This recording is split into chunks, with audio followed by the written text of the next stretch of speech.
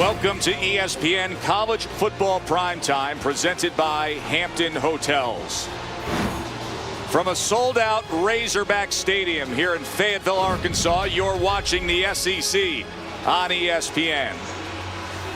Alabama's on the road again, this time trying to bounce back after the stunner at Ole Miss.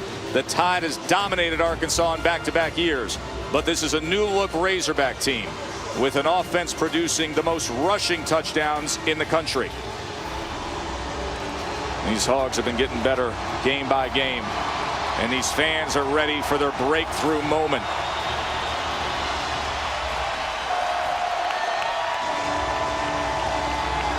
They are calling the Hogs. That breakthrough almost came a couple weeks ago against Texas A&M in overtime. And they're hoping they get the big payoff that they've been waiting for.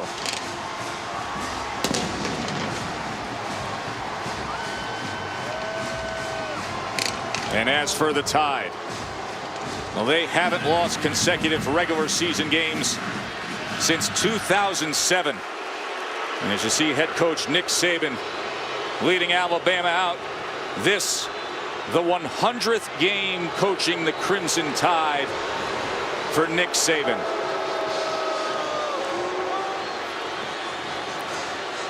As we say good afternoon, everybody, glad you're with us for the start of what should be a great doubleheader of SEC action. Joe Tessitore, as always, with my partner Brock Heward, and we'll say hello to Shannon Spake in just a moment. Yes, Alabama lost last week, but they're not done.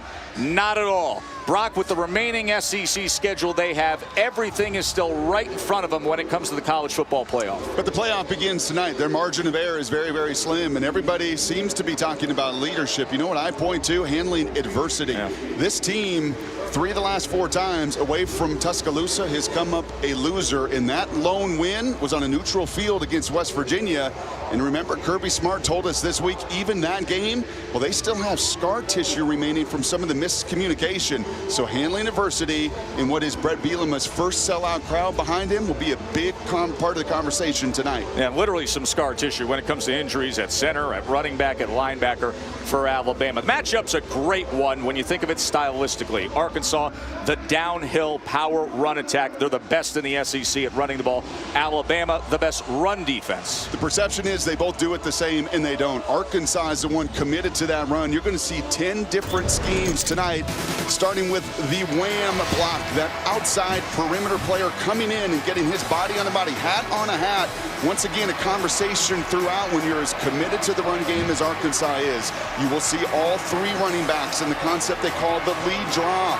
If Alabama wants to play a stalemate at the line of scrimmage, then allow Corliss and company to get downhill, run right at these guys, and I promise you that outside perimeter run with the toss sweep in a bunch formation, Alabama's going to get a handful of that tonight as well. All plays into that right there. You see Arkansas, #1 run offense at 316 yards per game, and Bama, that run defense, giving up just 64 yards a game. The man who commits that style of play, his second year here, is head coach Brett Bielema. He's standing by with Shannon. Thanks, Joe. Coach, you told us yesterday that you could sense a win was coming soon. What do you need to do to make that happen tonight? We got to play 4 quarters football. It starts with these 2. We'll go into halftime and talk about it, but I like the way our guys are prepared for today. You look around, you just told me we need to make our own legacy. It is a sold-out crowd here. Your players to react to all of this. Well, this isn't the first big stage. You know, we had obviously opportunities early. Love to do one here at home in front of all these people that deserve it as much as anybody. And Coach Bielema said you cannot fake confidence, you cannot fake swagger, and guys, through the mist, I could tell these players certainly have it today. Indeed, Shannon, he mentioned the big moments at Auburn against Texas A&M, did win at Texas Tech. Alabama 56 straight weeks in the top 10. See if that gets threatened here today. Arkansas looking to break through with an SEC win, 14 straight conference losses. Arkansas won the toss, they elect to receive.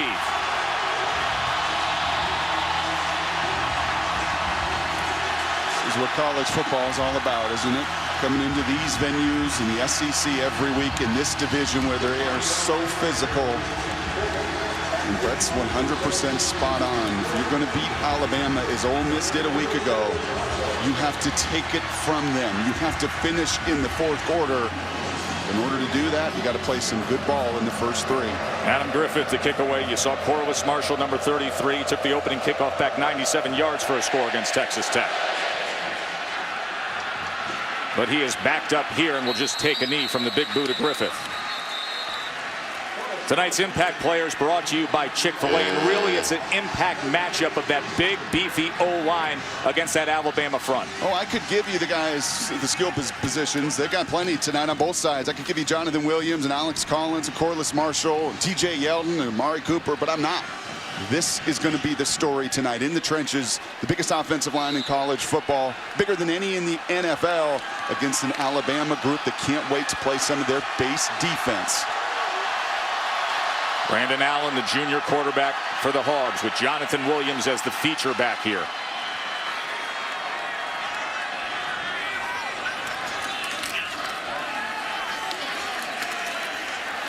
And Williams was wrapped up by Ashawn Robinson and the rest of that front group after maybe a yard and a half. So there's Brandon Allen. Hasn't thrown an interception in his last 77 pass attempts. Brock, that's 4 games without throwing a pick. Didn't even recognize this guy on tape. Totally different quarterback than the one that I watched in person twice last year. He's improved his fundamentals. He's improved his decision making. And you know he is anxious. If he can break through for Brett Bielema in this program, break through against an SEC opponent, get that SEC win, well, the standard bearer Alabama would be a good start. Too tight, strong right with Williams in the backfield on 2nd and 8. Play action, Allen has time downfield, and that was right off of Cyrus Jones. He was covering Demetrius Wilson.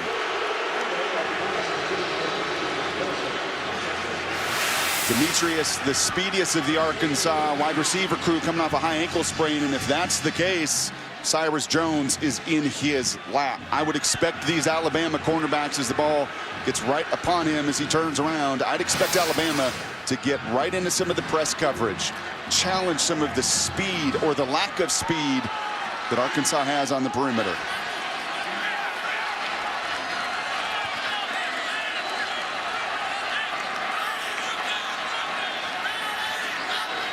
Third down and 8.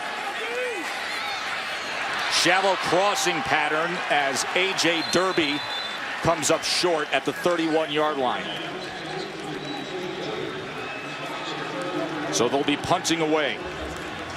3rd and 8, can't live in it if you're Arkansas tonight. That's not their game. Their game, and it's why 4 yards is what they're seeking in their first down run game.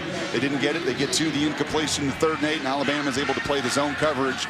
Landon Collins comes up, the leading tackler, and finishes off that drive. Sam Irwin-Hill.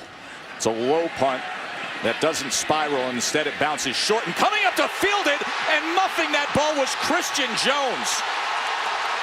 Arkansas claims they have it, and if it is, this is a nightmare week for Jones.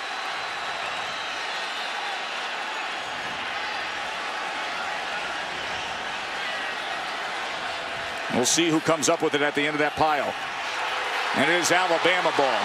I think it was Parker Barano, the reserve receiver and special teamer, who had it. But think about Christian Jones, the end of the Ole Miss game, and now this is how he starts in the return game here. And now they're saying it's the other way. You saw Barano at the bottom of the pile, but then you do see it came out, and now they turn it around and say first down Arkansas. Inexcusable. Inexcusable if you're Christian Jones and you're a senior and you've been here and you've been around it. It's now why you're -5 in the turnover ratio, and Nick Saban is asking a very simple question. Christian, why? Why would you even attempt to field that in the chaos? Remember, he fumbled late in the game against Ole Miss on a kickoff return. Play action now, Derby. He's going to tuck and run and get a first down out of it inside the 20. Nick Saban said to us last night, Brock, he said, I don't understand it. These turnover issues we've had. Look at the margin they're dealing with this year. And it's one thing if it's a freshman or a sophomore that's learning, and Nick's got plenty of those that are playing, but it's quite another when it's a guy that's been through so many battles, has the rings on his finger. I know from his perspective, he's trying to make a play and show some of that senior leadership, but that is a mistake and a killer on the road. Williams now. Good blocking up front and a nice surge down to the 12-yard line, tackled by Xavier Dixon. One of those many run schemes that Jim Chaney is going to throw at Alabama, constantly changing the picture. You're not just lining up and running at people. And they got into their formation, ran their wham, showed in the open of this show. They get their perimeter people to come inside and get a hat on those defensive linemen, and that's the kind of first down run success that sets up the rest of the table. Break that huddle fast and then snap. 2nd and 5, quickly out of the backfield to the fullback Walker. And Cody Walker has that first down, and it'll be 1st and goal just a few plays after that turnover.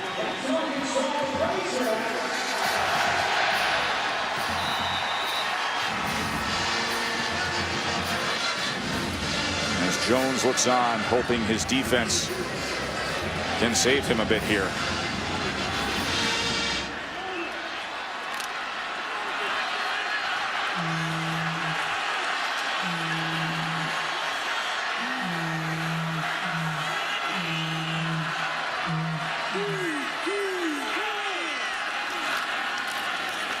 Williams trying to get to the outside.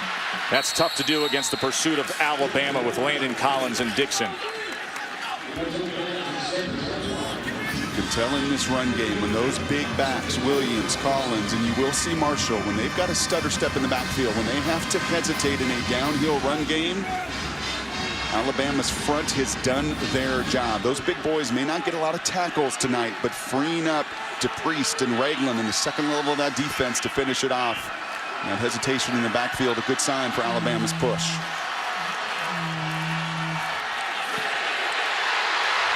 Into the end zone. Did he lose the ball?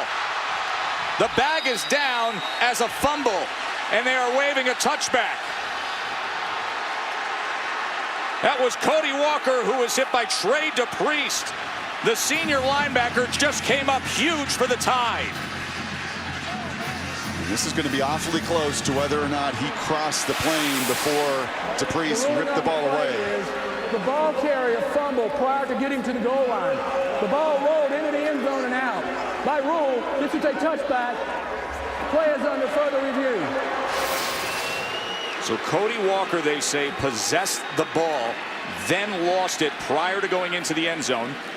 And of course, going out of the end zone would make it Alabama's ball. But did he catch the ball? Did he have firm control to make this a catch, Brock? That's the only question. There is no doubt he never crossed the plane, but did he ever possess the ball? You're exactly right.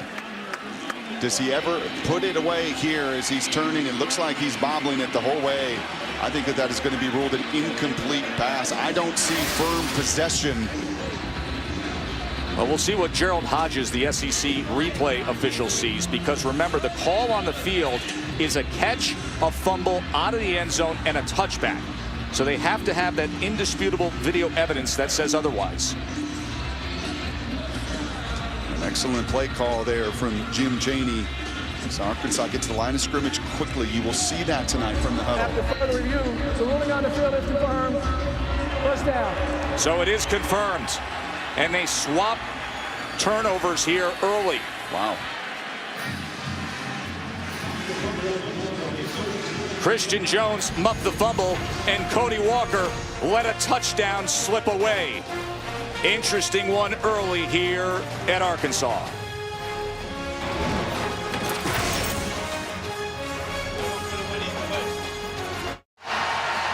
Cody Walker, junior fullback, fumbled into the end zone moments ago. A touchback for Alabama. If you're going to pull an upset, you can't miss opportunities like that. They had one early, did the Hogs. It's Blake Sims and TJ Yeldon out there in the backfield for Bama. And Sims is going to open up with an easy pass to DeAndrew White, who turns it upfield. Glad to have him back as Bama missed time earlier this year with an injured shoulder. And there is Blake Sims. Quarterback efficiency rating is 7th in the nation, 2nd in the SEC. The senior, who all season long everybody talked about Jake Coker, the transfer from Florida State, but it's been Sims who has guided the way for the Tide this year. 2nd and 3. That was batted down by the very active all-SEC defender Trey Flowers. Just a really, really good football player in every phase defensively. The sack numbers aren't maybe where they've been in the past. He's the third leading tackler from that defensive end position. He just has a tremendous awareness of everything going on around him, what that offense is trying to do. And the team that leads the country in passes deflected, passes broken up, adds to that. 3rd and 3.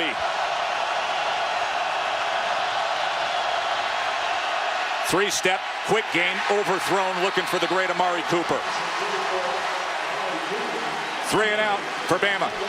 You can see Lane Kiffin's reaction and body language right there. You get what you want. It was 3rd and 1 to 3 a week ago at Ole Miss where you were 0 for.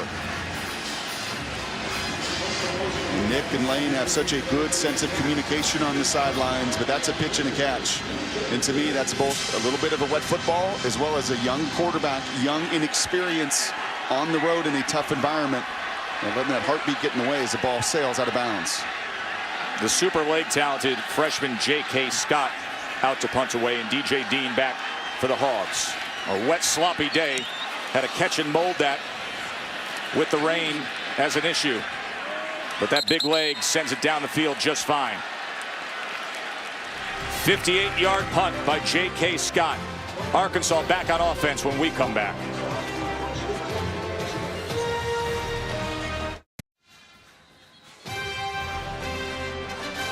Is presented by Hampton Hotels. Feel the Hamptonality. And in part by Mitsubishi Motors.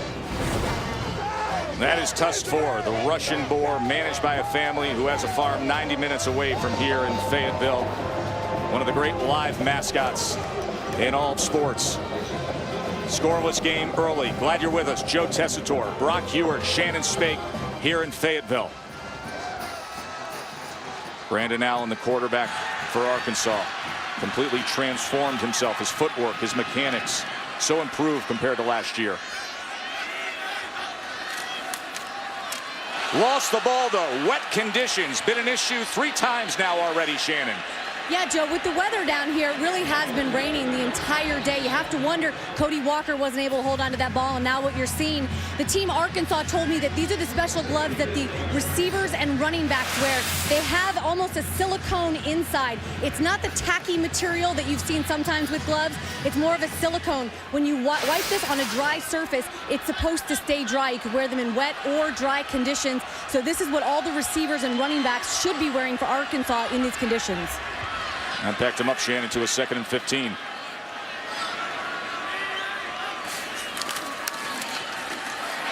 There's that draw play that they go to often with Jonathan Williams, tackled by Reggie Ragland.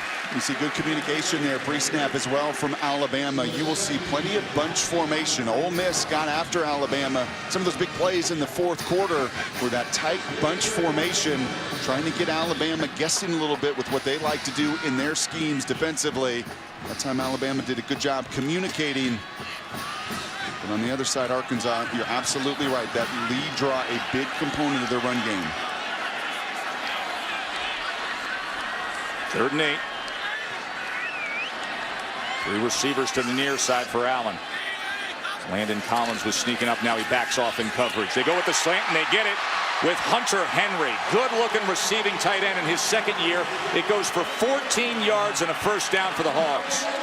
That's a big-time catch. Not many times you see those running backs or tight ends when they're split wide make that kind of catch high and away behind him. But Hunter very adept in the passing game, and that's on Eddie Jackson. Eddie Jackson getting the start ahead of Tony Brown. They've been in competition the last couple weeks. Tony, a rough 4th quarter as well, and here comes that quick snap from Arkansas. Toss play with Jonathan Williams. Cuts it back and does so with great success. And he's going to be close to that line to make on that 1st down run. Looks like he got about 9.5 yards that time. It was a good block by Patrick Arinze.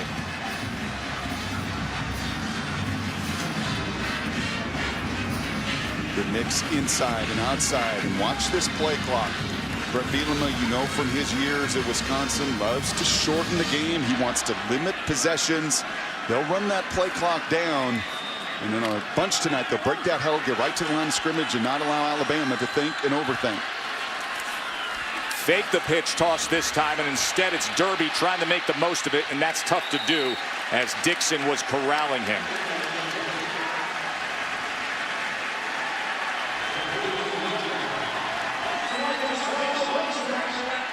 Did get enough for the first down, though, on 2nd and short.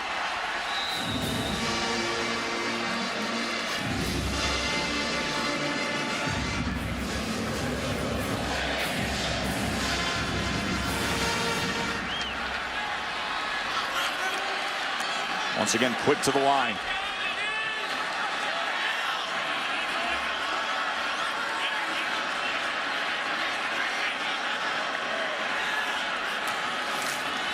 And speedy Corliss Marshall. And Dixon has been very active early on here. Another tackle for Xavier Dixon. And once again, once those feet hesitate in the backfield, when you are a downhill run team, and when you find success like that earlier lead drive, that toss sweep, you don't see the hesitation in the backfield. But Alabama able to play some of their odd front. You've got big Brandon Ivory right in the middle, that 3-4 front. Where Brandon can get right on that center. They can use some of the strength and the size that Kirby Smart loves in their base defense. 2nd and 8. Allen. Diving effort that time by Wilson. An 18-yard reception as Arkansas passes midfield, and another first down against this Tide defense.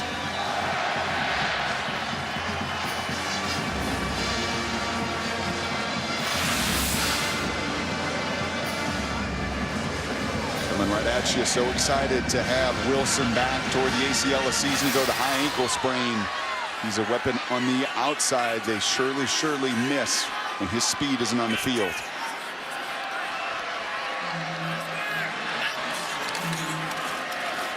Williams spins for a little extra. That was blocked to the left side, and he just made the most of it to the right side, close to the 35-yard line. And there's your 4 yards. It's a number to keep track of. And Jonathan Williams, the best in the SEC with 8 rushing touchdowns as well. And you can see the production a season ago. But when you can get that 4 yards, and every offensive coordinator we talk to every single week, every season, talks about staying on schedule. That first down success is a big part of it. 9th play of the drive. It's a pass on 2nd and 6. Allen checks down to Williams, and Williams reaches out. Let's see where they give him that mark. That spot is close.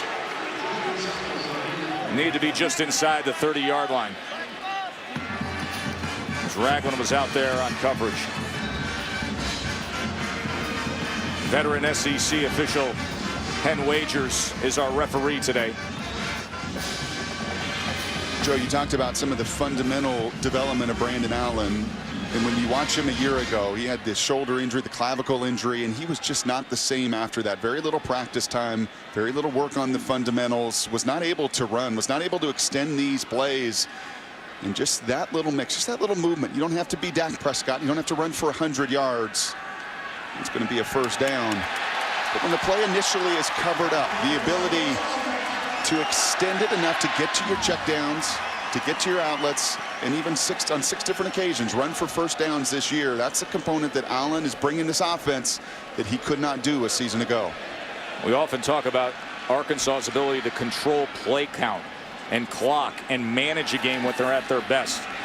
This will be their 18th play. Alabama's had 3 offensive plays.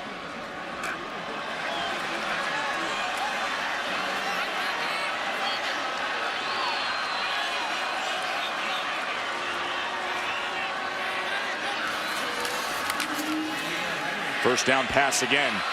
Williams. That cutback didn't work against Trey DePriest. Just the start of a great night of SEC action here on ESPN. Bo Wallace and the unbeaten Rebels, now number 3 in the country, down there at a roaring Kyle Field to take on Texas A&M. That's tonight after us, 9 Eastern on ESPN.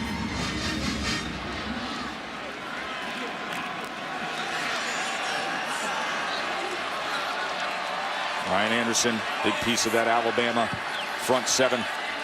2nd and 7 here. Williams the lone back.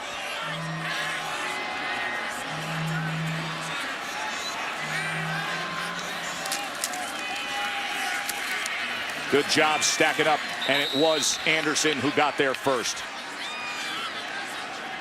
Sophomore Ryan Anderson has had some good moments this year.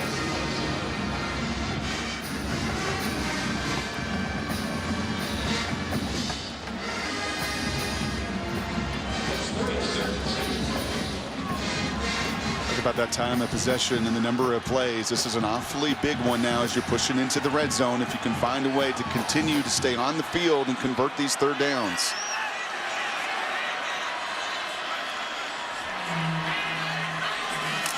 Third and 6. He's going to launch it downfield. And that was well beyond Demetrius Wilson. And there's a line that you walk every time as a quarterback. Do I take my shot or do I take my underneath? You see the one-on-one coverage here. You saw Alabama getting taken advantage of in the one-on-one. He decides to take a risk and pull the trigger. You see the underneath route. It may have scored right there. They're going to send out Adam McFain, who hasn't attempted a kick in his career. He's a sophomore, grew up about 10 minutes away. Took over the job this week. This a 43-yard attempt. High snap, and it was bobbled. And Bama just runs all over him. That was Cyrus Jones coming in. So the slick conditions have played a role. Tough to handle it when it's off the mark. Another missed opportunity for Arkansas. Still scoreless here in Fayetteville.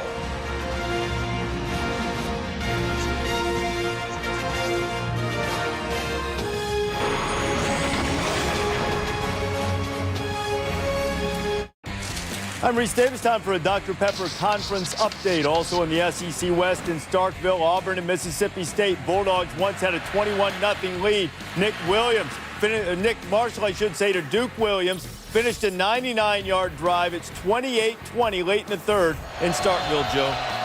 Reese, a lot of folks saying that whoever wins that game should be the #1 team in the country down in these parts. It's a screen to White, and he's taken down for a loss. Celebrating its 10th year sponsoring the Good Hands Field Goal Nets, All-State makes contributions to participating universities' general scholarship funds for each field goal and extra point kick. And since 2005, All-State has contributed more than $3.4 million in scholarship funds. Pitch to the near side, TJ Yeldon. Good job coming down the line by Martrell Spate. Alabama taking a page out of Arkansas's offensive playbook, trying to get to that line quickly, get into that tight bunch formation, get to the perimeter. But you see tremendous effort from Arkansas. That's what stood out from Ole Miss defensively a week ago as well, and feeding off of the frenzy of your home field.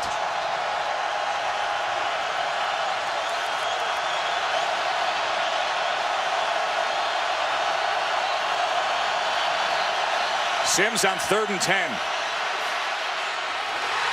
Should have been intercepted. That was Tevin Mitchell right in his gut. Bottom line is this: 2 straight 3-and-outs to start the game for the Bama offense. And the bottom line, even worse, is that's real bad body language, Blake Sims, and that's a real bad decision. And going to get your offensive coordinator talking to from the head coach and questions about where you are. At home, Blake Sims has been automatic. He has been efficient, gotten away from home, and Lane Kiffin's got to try to settle his quarterback down. The errant throw on 3rd and short. In that one, he is incredibly fortunate on a bad decision to not have an INT. J.K. Scott sends it away. Takes a Bama bounce inside the 20 and down to the 15. 50-yard punt by Scott. Scoreless here between number 7 Alabama and Arkansas. Looks a little different than the past couple years, doesn't it?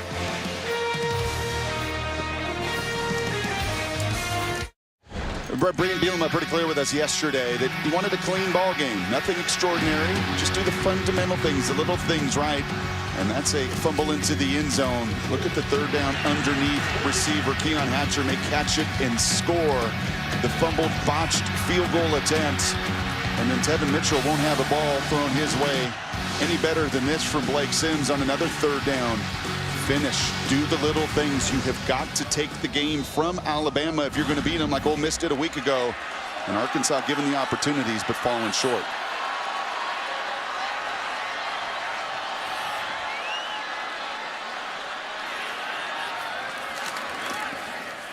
Williams on first down.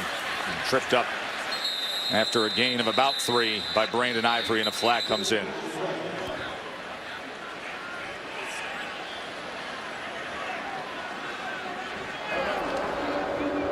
Illegal formation. 5 men in the backfield. 5-yard penalty. Alabama first. And that's going to drive Brett Bielema crazy as well. He prides himself, his programs every single year at Wisconsin near the best in the country at penalties per game. His average is usually around 4.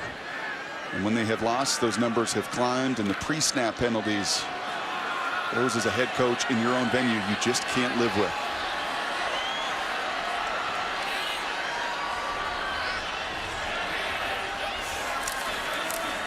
Here's Allen. Hatcher went up high, but it's incomplete. Reese, what do you got?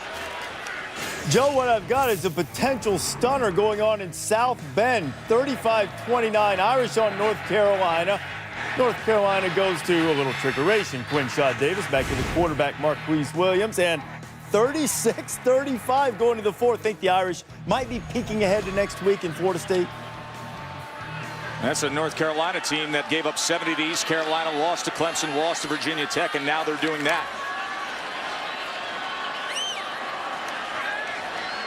Second and 15. A little delay and a little bit of breathing room from Williams, who turns the corner and instantly gets that first down. That burst of speed for 16 yards from Jonathan Williams. 10 different run schemes and pictures, and this is going to be the lead draw. You're going to see the patience, and they love to just get a hat on a hat up front and allow the speed and athleticism of Corliss, who's different. He's got a different gear than both Collins and Williams. We thought he would play an integral role in this game today. And if Alabama wants to get in that stalemate up front and two-gap it, the Marshall's got the quickness that can make him pay.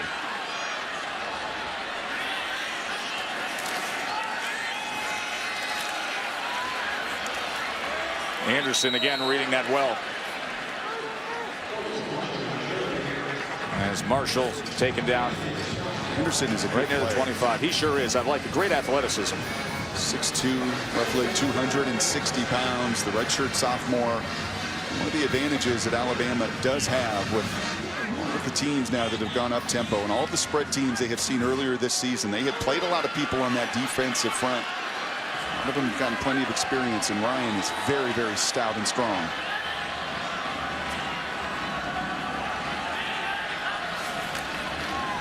Allen to pass on 2nd and 12. But he overthrew Wilson, who was right in that pocket between the corner and the safety coming over.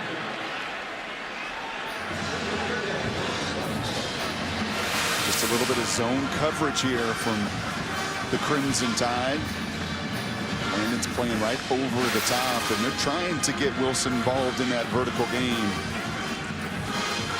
And that's just a miss from Allen. He's not missed a ton this year, been very, very efficient. You love the touchdown, the interception. We saw the shallow cross earlier on 3rd down where he took the shot down the field. Has not been able to hit the big play yet.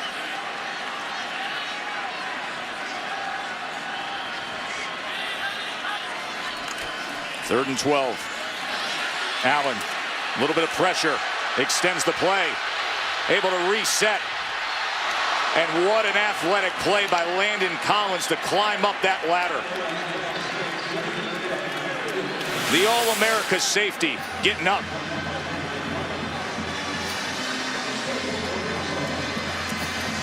He wanted the pick.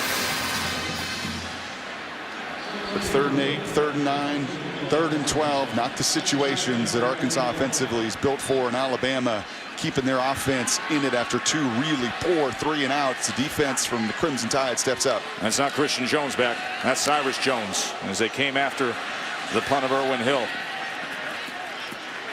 Oh, and it touched another Bama player. That was Smith who came in and touched it.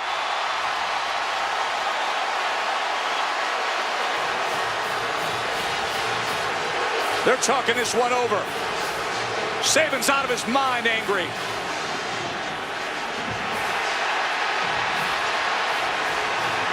You just can't do that, says coach.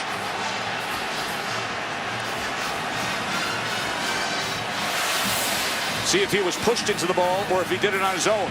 And Cyrus is doing his job. He is screaming and yelling to get away. First down, Arkansas. That was Alan Diablonio, the snapper, who came down and recovered it. So 2 times now Bama's done this tonight. And you made the point right there before the kick that you have pulled Christian Jones because of his earlier mistake, and Nick Saban is livid at his special teams. He's been livid all season with that group. Been unacceptable in that phase of the game, and yet add yet another turnover. 102nd in America coming into tonight and going the wrong way with 2 critical special teams gaffes in the first quarter. And get them right at the line this time with Williams. Everything they weren't for all those years and all those title runs. And now this year, the turnover margin going south on them. Look at the total plays for Arkansas. 27-6. But still nothing to show for it on the scoreboard. End of 1. A wild one in Fayetteville. Stay with us.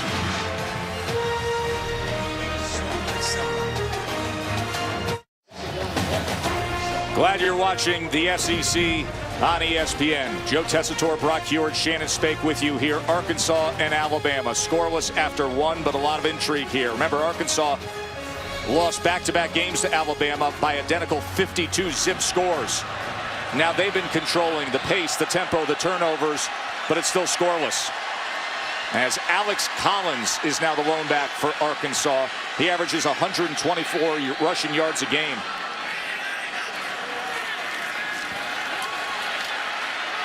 But he's met by that front of Alabama here. That was Trey DePriest with the tackle.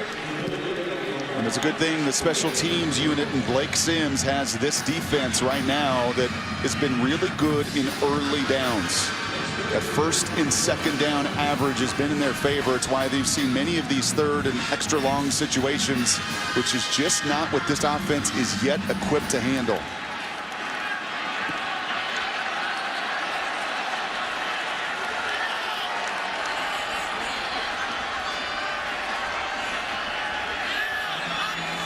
Third and 9, little pressure off the edge, over the middle, high and incomplete. He was looking for Hatcher.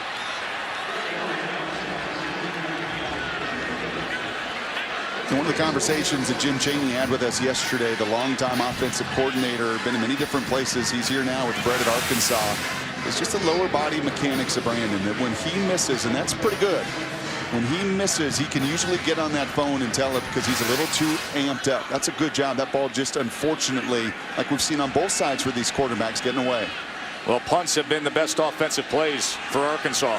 The way Alabama's been fielding these. Erwin Hill back out there for the Hogs. Or not fielding. This one goes in for a touchback. See if Bama can straighten themselves out on offense when we return.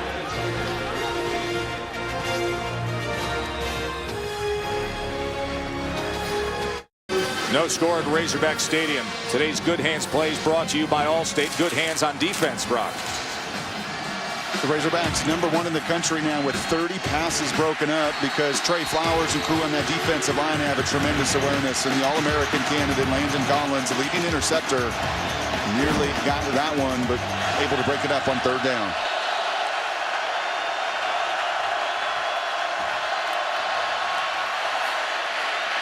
TJ Yeldon.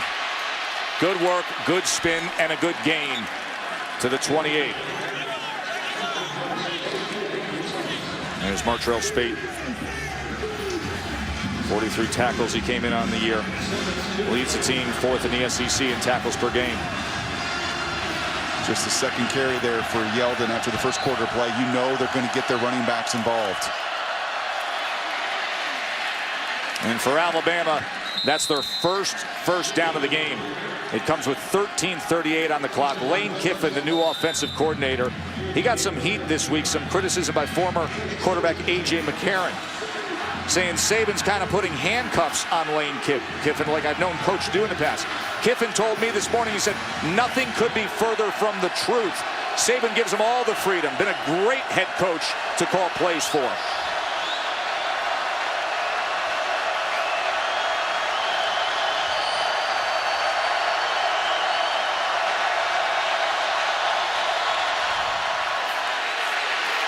Yeldon tackled for a loss. Darius Philon got a good push into that backfield. That's a loss of 5. Clearly the two best defensive players for Arkansas, and I don't think there's any debate about it, are Philon and Flowers on that defensive line. Two difference makers. Philon, the redshirt sophomore. Flowers, who Bielema convinced to come back to school. So very active in their run game. That was a check with me situation. A lot of communication in a no-huddle group to get all lined up for Alabama, but that surge, that push from Philon and Flowers dominated that play from the beginning.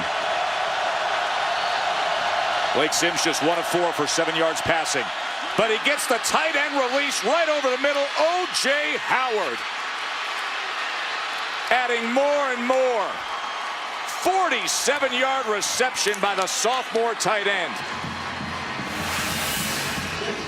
What a tremendous call there from Lane Kiffin. 2nd and 15. Everybody thinking you're probably going to run it to make a more manageable 3rd down. The play action pass. Tremendous execution. Here's the toss. Yeldon dragged down from behind that time. Flag comes down. It's going to be horse collar.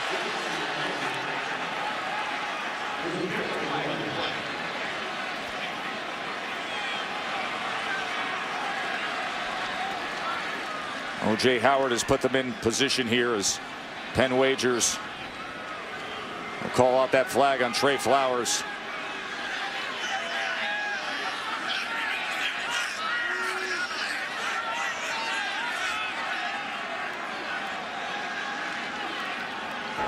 Personal foul. Horse collar. Number 86. Defense. Penalty half the distance to the goal. Touchdown. Talk about the relentlessness of Trey Flowers. He fights through 2 blocks there, but that's the right call. Lane Kiffin said of O.J. Howard, the tight end who put him in position, he says he needs to get on track. Had that terrible game against Ole Miss. He said Lane called it terrible. Had the 2 drops on 3rd down. Had the late holding penalty. That's the O.J. Howard this offense wants to exploit, wants to put forth against defenses. And should have, to complement all the attention paid to Amari Cooper, play in and play out. He should be a difference maker.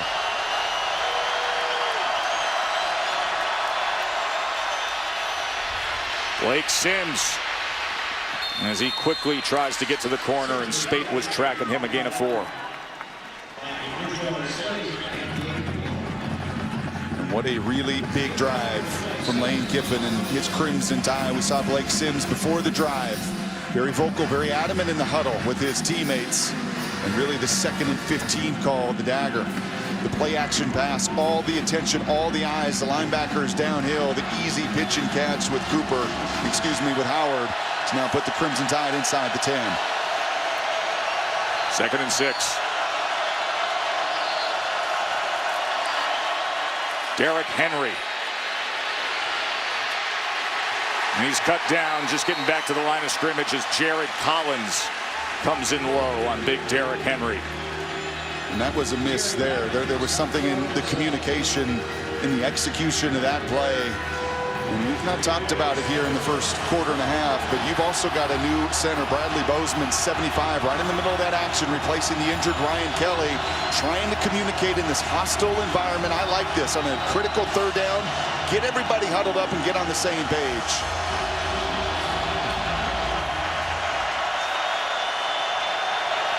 See number 9 at the top of your screen, Amari Cooper. Such a dangerous weapon. He looked there first, but then all he saw was Trey Flowers.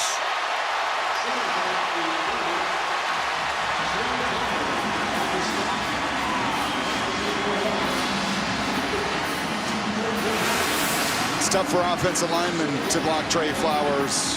It's almost impossible for running backs. TJ Yeldon does what he can. He ducks in. He tries to get to the legs of Flowers. No chance there for Sims.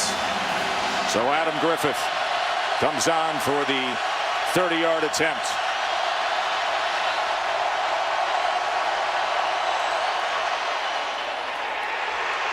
And that is no good. That stayed to the outside of the upright. They have struggled with place kicking.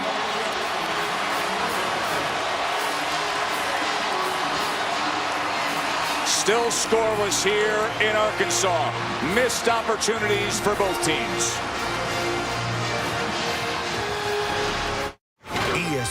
College Football Primetime is brought to you by ExxonMobil and Ford. Beautiful things happen when you go further. They've been celebrating the 50th anniversary of that 1964 undefeated national championship team. All the guys came out pregame, including Jerry Jones, the starting center back then. Forget Cowboys owner. He's proud to be an Arkansas legend this weekend. He showed up on the set of SEC Nation proudly wearing that championship ring this morning here in Fayetteville. Reunited, that 64 team. Of course, Alabama was #1 in the AP poll. Lost to Texas in the Orange Bowl.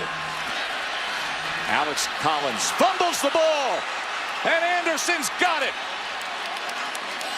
Alabama gets the turnover here.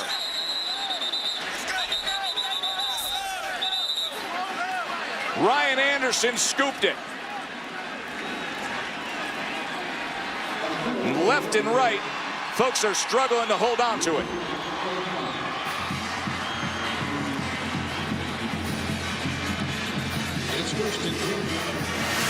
And the big fella inside, Ashawn Robinson, working down the line, does a nice job on the cutback and punching that ball out.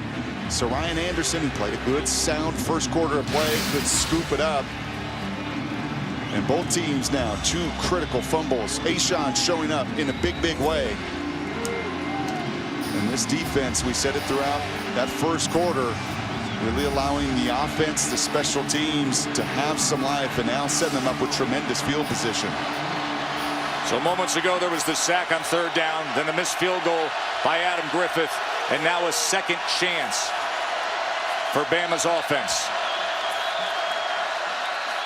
Play action, Sims downfield, should have been intercepted again. Alan Turner this time.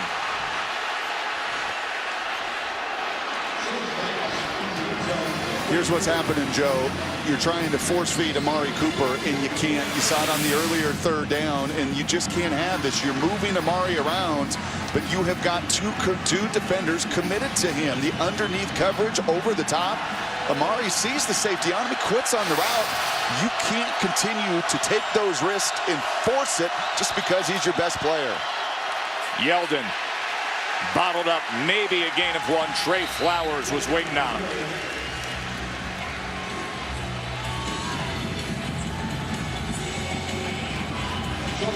Lane Kiffin was really, really honest with us this week about Blake Sims more than anybody else. And playing quarterback at Alabama, you're going to be the center of a lot of conversation and attention. But Blake has been so good in his decision-making at home. It's been these situations on the road, and right now he looks like a rattled quarterback. Remember, new center Ryan Kelly is out. That's Bradley Bozeman with Sims he was checking with. 3rd and 9. Inside the 5 and stretching for the end zone, and a touchdown. TJ Yeldon, the extra effort, makes it a score.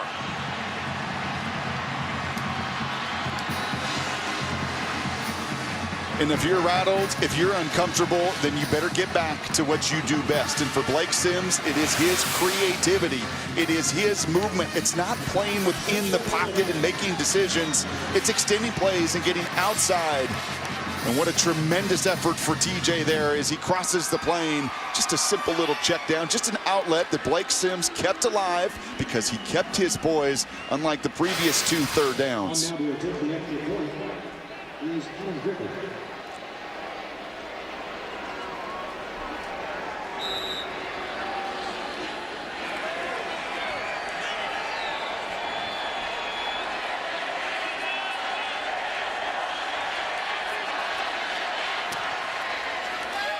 Griffith makes it 7-zip.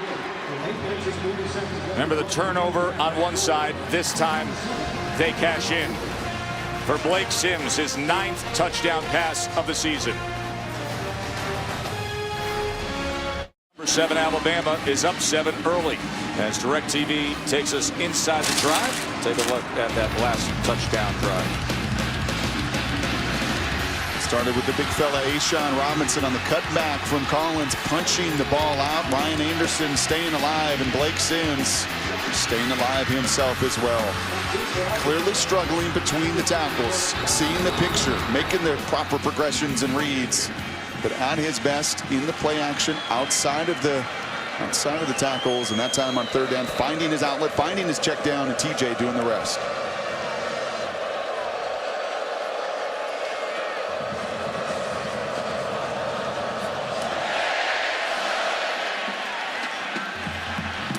Here's Corliss Marshall. Taken down before the 20. Reese.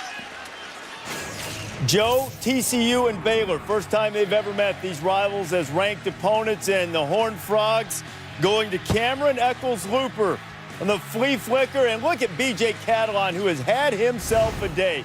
Big pickup led to a score. Horned Frogs up by 14 in the fourth. Notre Dame's trying to hold off North Carolina, 43-36.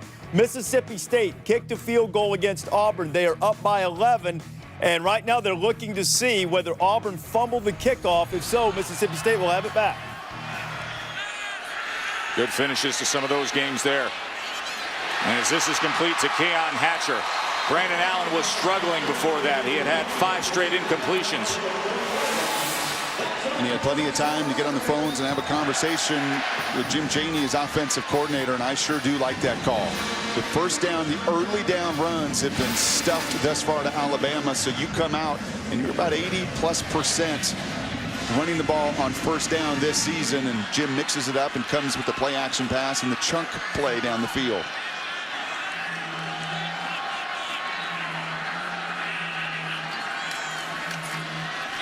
Williams stacked up. Let's go down to the field and check in with Shannon. Joe, right about the start of the second quarter, a lot of long faces on this Alabama sideline. I saw one person who was really responsible for changing the entire mood, and that was Blake Sims.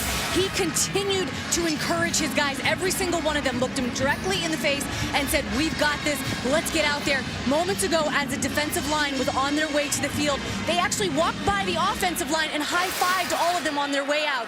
A total change of attitude on this Alabama sideline. I want to talk more about that leadership word you just used and what Blake Sims showed there on that last drive in a moment. Here's 2nd and 10.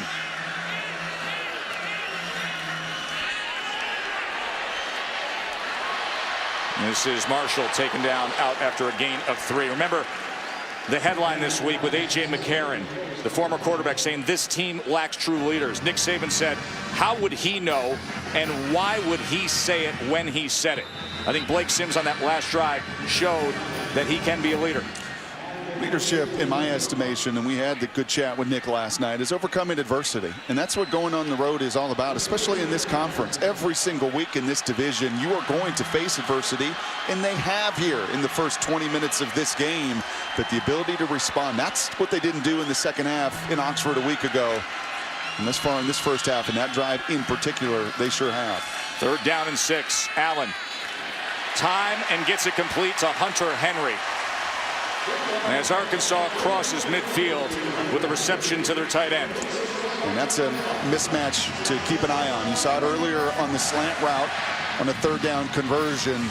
You just don't have an answer at cornerback for a 6'5", 250-pound athletic tight end, especially one that can use his body like Henry can. But you've also got to get into those 3rd and manageable situations to feast on that matchup. Allen, how about a shot downfield? And off of Hunter Henry's hands, but a flag comes down as Ragland was trying to stay vertical with the fluid Hunter Henry.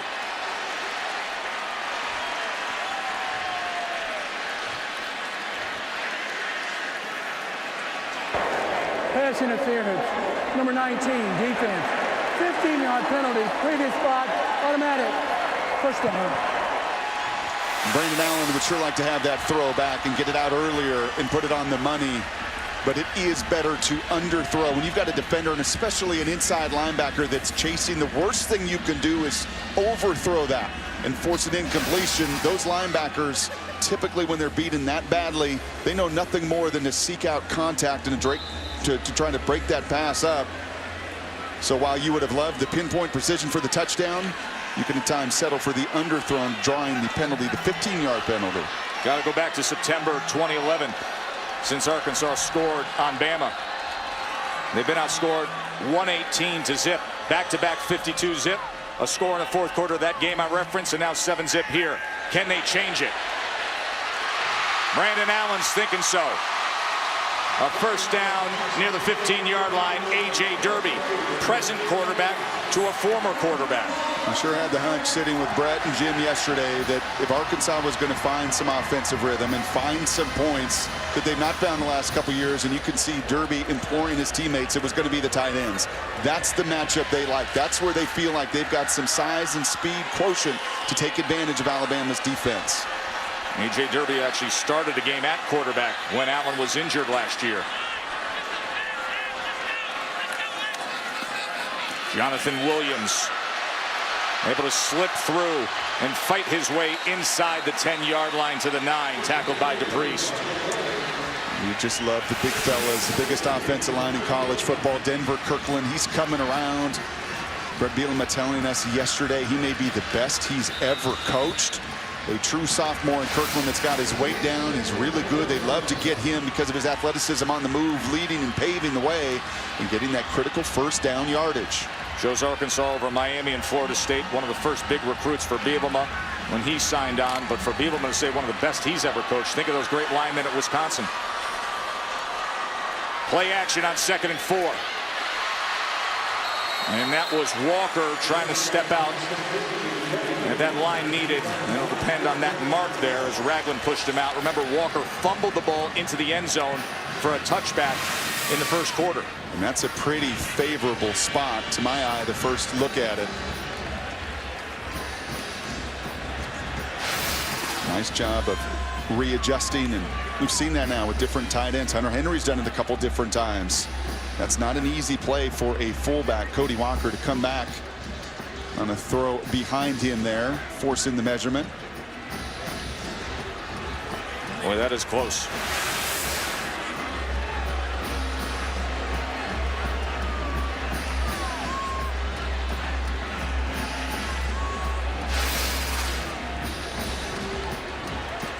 And they're marking it just short.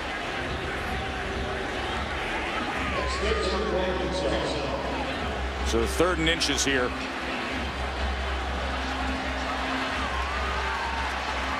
And what'll be the 8th play of this drive as Brett Bielema and the Hogs are trying to match Bama. There's a good look at Cameron Jefferson, left tackle by trade. Normally wears number 79. He puts 89 on to be their big, heavy third tight end in these run-down situations.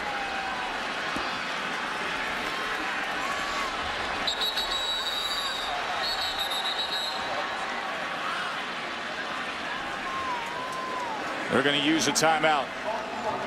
And we're going to take a short break with them. It'll be 3rd and inches down at the 5-yard line when we come back. Colin Kaepernick and the Niners going up against the Rams. It's Monday Night Football, 8:15 on ESPN. No other night is Monday night. What Arkansas coaches say to us yesterday, there's the AFC, the NFC, and the SEC. Feels that way, doesn't it? On nights like this, the start of our SEC Prime doubleheader. 3rd and inches.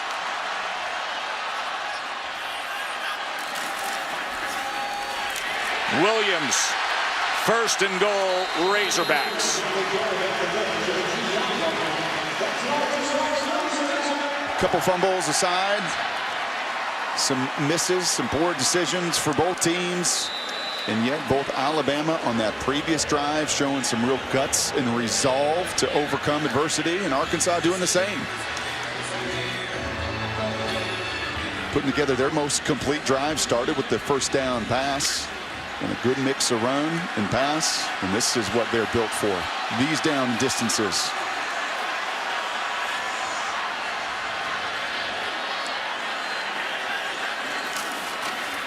Play action out of the I formation, bootleg. Allen cuts back to the inside, spins, and was drilled. I mean, just absolutely driven back by Robinson. Mayshawn's come to life. He's played his best game yet that I have seen this season. Been very, very active. He forced the fumble earlier. You can see it looks like Petway unfortunately pulls up here, and yeah, he twists his ankles, but that overall pursuit there from the Crimson Tide. When you get 300-pounders running sideline to sideline, you know your group is playing hard defensively. He hit him so hard, I think the 6 flew off his helmet. He's down to an 8. 2nd and goal. Here's the toss. There's the block.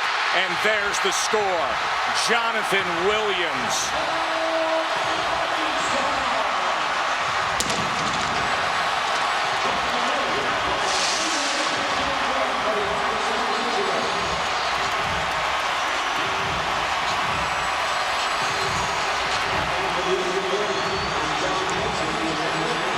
I would imagine those first points in a couple years against Alabama feel pretty good. Shutouts, goose eggs the last 2 seasons in a sustained drive. Finishing it now with the 9th touchdown run for Williams on the season, the most in the SEC.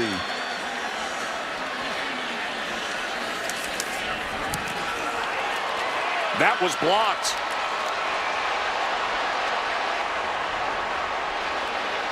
John Henson's extra point attempt denied. It was a good drive. Allen was 5 for 5. Williams capped it, but Bama leads by 1.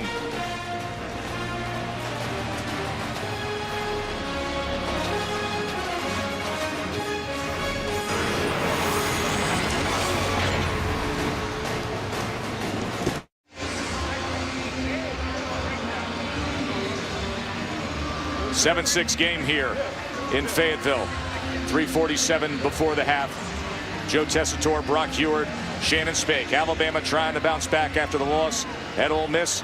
Arkansas trying to break through. They've lost 14 straight SEC games. Turnovers, a big part of the action tonight. Missed opportunities, and there was one just missed moments ago to try to tie this game as the PAT attempt was blocked.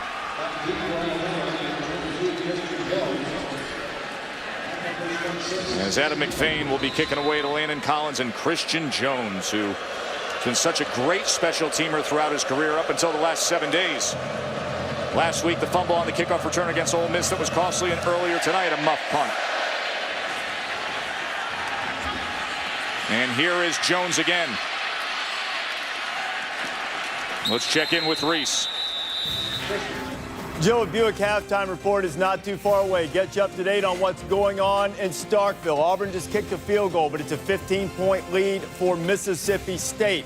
Top 10 teams haven't had it easy anywhere. Notre Dame looks as if they're going to hang on against North Carolina, but they gave up a ton of points, and we'll get you ready for everything else the rest of the night, including what happened earlier today with Texas and Oklahoma. We look forward and back with Lou and Mark. They'll be here in a bit. Reese, I can't wait to hear what all the guys are going to say about Mississippi State if they hold on there. I think they got the most impressive resume, and I think most would view them as the best team in the country right now based on what they've accomplished.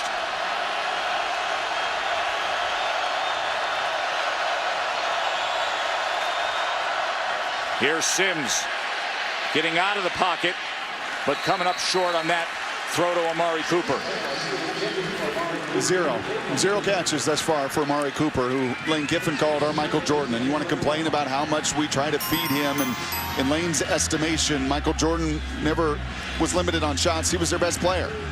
And right now they're trying to move him around. They put him in the slot. They played him on both sides of the ball. That time some play action. But once again, Blake Sims has got to make that decision that if he is covered, do not force it. Use your legs, use your strength and your athleticism. Here's Yeldon. Couldn't find much at all. Brooks Ellis, the sophomore linebacker, coming in on the tackle. He came on strong last year, was SEC all-freshman choice. Now defensively here for Arkansas, and this is where Trey Flowers has got to be that leader on that defensive line and remind his buddies around him to keep number 6 in the pocket. It's been a focal point. They want him throwing from the hole, as they call it. They want him between the tackles, not escaping like he did on his touchdown pass. Let's see if they can execute the plan here defensively.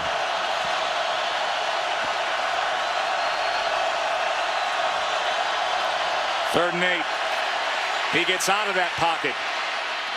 And he gets a strike to White.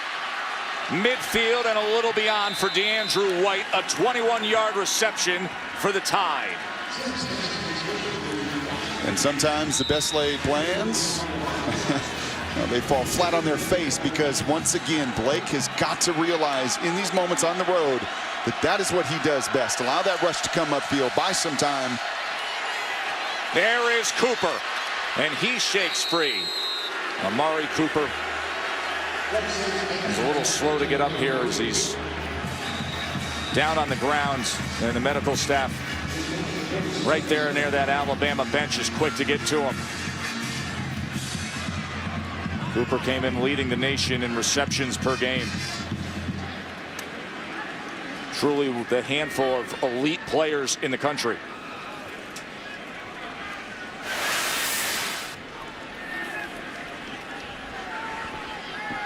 A quick hitch there, and there's the true freshman Tolliver nearly getting a hand in the ball, and there you see Rohan Gaines.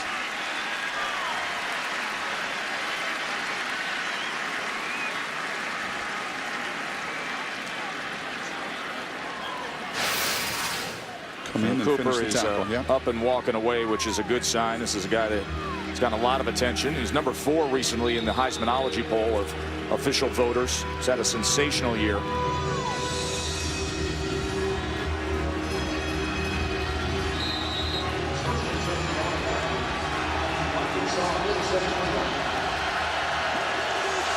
As it's a first down for Alabama at the 37-yard line.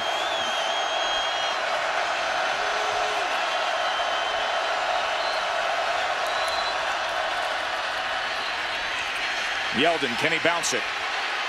No, the pursuit by Allen Turner staying with it, coming up from that safety position. All the years that Alabama could just get up there, line up, and run it right at you. For all of those seasons and those offensive lines that you could tell the opponent what you were going to run in the run game, and it didn't matter with Barrett Jones and Warmack and Fluker and the rest. Right now, Alabama is desperately searching to find a run identity. Yeldon comes out of the backfield, leaving them empty here on 2nd and 9. They only bring 4. And underneath goes for nothing with White. That was Ellis and Braylon Mitchell quick to get to him. 11 rushing yards against an Arkansas group that, yes, has a couple good defenders and Philon and Flowers. But this is an Arkansas group that's given up 140 a game. Not renowned to stopping the run. Yeldon, Henry, still 2 of the best backs in college football. But an inability to get any run game going, and it's putting more and more of the burden, the pressure, and the responsibility on the quarterback position. 3rd and 10. Clock coming down to a minute and a half. Sims, Ellis pursuing him. And that'll be 4th down. Good coverage that time. Collins was there. Overall, the defense did their job.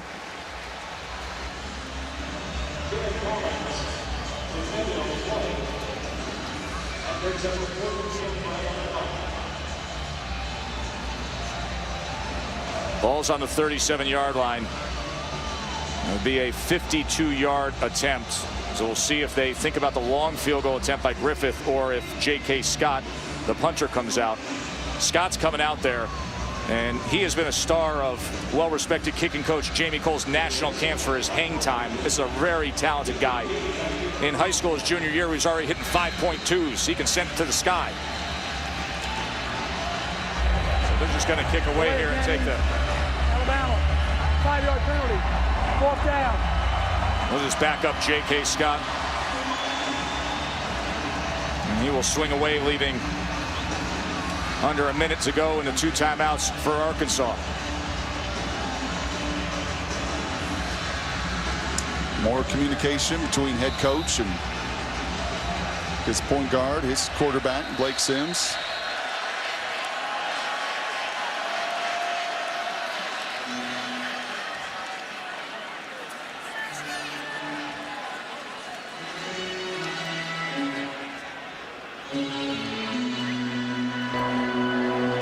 Arkansas has declined the delay of game That penalty decline is still 4th down. We'll place the ball at the previous block.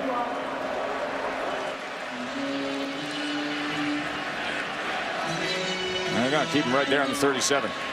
Sure, Alabama wants to, and Nick Saban took the delay game to give his young, true freshman punter the opportunity, more room, more margin for error, and Brett Bielema says, no, sorry.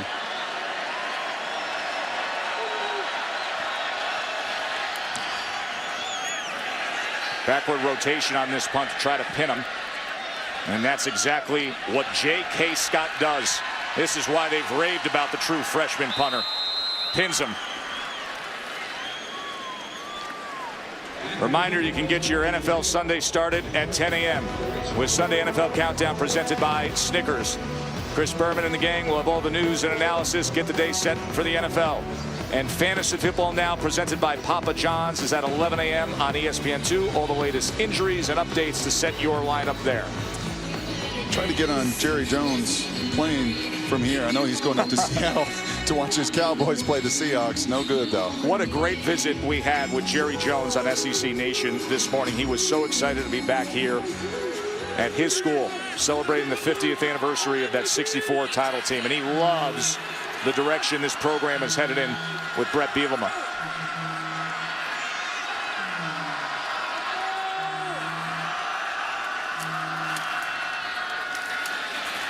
Got to play it safe. Just a little bit of breathing room. Alabama's got the 3 timeouts remaining. That's right. You've got to take all 3 of these. I mean, it's remarkable to say, but I think the best aspect of Alabama's special teams come from a 19-year-old. Comes from a true freshman, J.K. Scott, who set up this whole situation.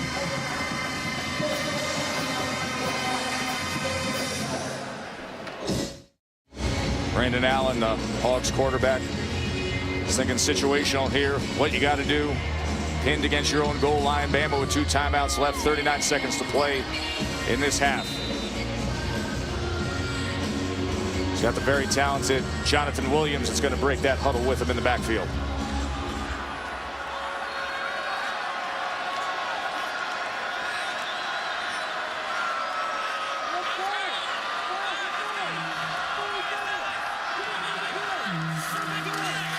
They run power, and it goes nowhere. Reggie Ragland read it. He just followed into that hole that Denver Kirkland was trying to create.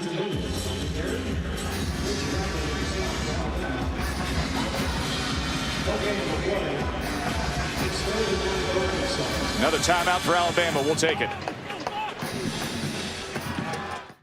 Bama pinned them on the J.K. Scott punt. And now 2 good defensive plays by that front 7 for the Tide and 2 quick timeouts. 31 seconds remaining. And Arkansas is facing a 3rd and 9 from the 3-yard line. You see the 3 wideouts come into the game, but I have to still believe this is going to be a run play. As good as your defense has played and the challenges that Alabama is at offensively.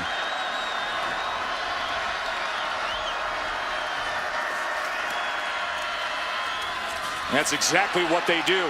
And Williams spins and gets it. So all that work by the Bama defense, and Jonathan Williams bails them out. That was a great individual effort. 21-yard run.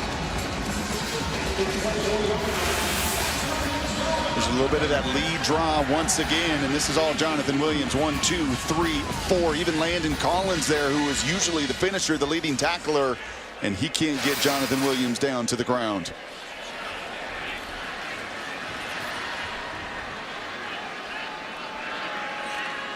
Now that got them out of a hole. That would have given Alabama a scoring opportunity before the half.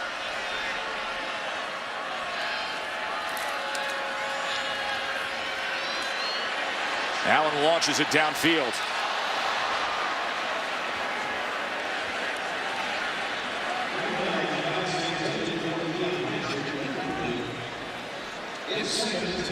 And that's an awfully dangerous throw in decision here. Landon Collins just playing some of that too deep again. It's the 3rd drop interception. These defensive backs are making everybody's point. This is why you're not wide receivers. We've seen it on both sides. The inability to finish, numerous interceptions, 2 on the other side. One of which would have stopped a scoring drive. for Alabama if Arkansas could have held on to it. And take a knee. It's one of the best possible outcomes compared to where they were just moments ago. This Arkansas team is much different, Brock. Lane Kiffin and Nick Saban are finding out. So is this Alabama team. A couple uncharacteristic from years past turnovers in their special teams game, an inability to run the ball. Going to be some serious adjustments to make here for the Alabama, maybe even more than Arkansas in the second half. Let's go down to the field to Shannon. Coach, you talked a lot about adversity yesterday. How do you think your team is handling the adversity in this game? Well, we've created a lot of adversity for ourselves. You know, two really bad, sort of turnovers on special teams, and defense has played great and pulled us out a couple times. They put together a good drive. We're going to have to control the ball more on offense. Throwing, catching, running the ball. We haven't been able to run the ball effectively, so we got a lot of work to do here. When you look at the special team mistakes, how do you guys correct those in the second half? Well, I don't know what you do when the guy punts the ball 25 yards and everybody's trying to get away from it and hit somebody, but the guy made a bad error trying to pick up the ball in traffic, so that's discipline. Thanks, Coach. All right, thank you. Coach Saban frustrated with the 2 turnovers, the sloppy special teams, and only 11 rushing yards. 7-6 Bama. Let's join Reese, Mark, and Lou for the Buick halftime report. Gentlemen, take it away.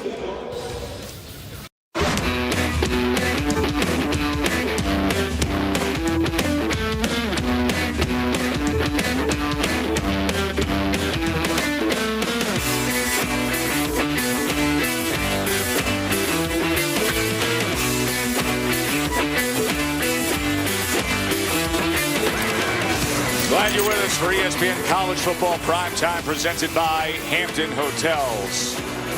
As it's a great Saturday night to be watching the SEC on ESPN. Joe Tessitore alongside Brock Huard. 7-6 Bama, thanks to a blocked extra point. Nick Saban came off the field at the end of the first half. He was upset about miscues and turnovers and special teams, and yet Arkansas failed to capitalize all the way. Kind of sloppy game, but a little bit of what we expected. Two teams that are very, very physical, and the sentiment around here yesterday in Fayetteville was Alabama wasn't going to give you this game. You're going to have to go out and earn it and take it from them.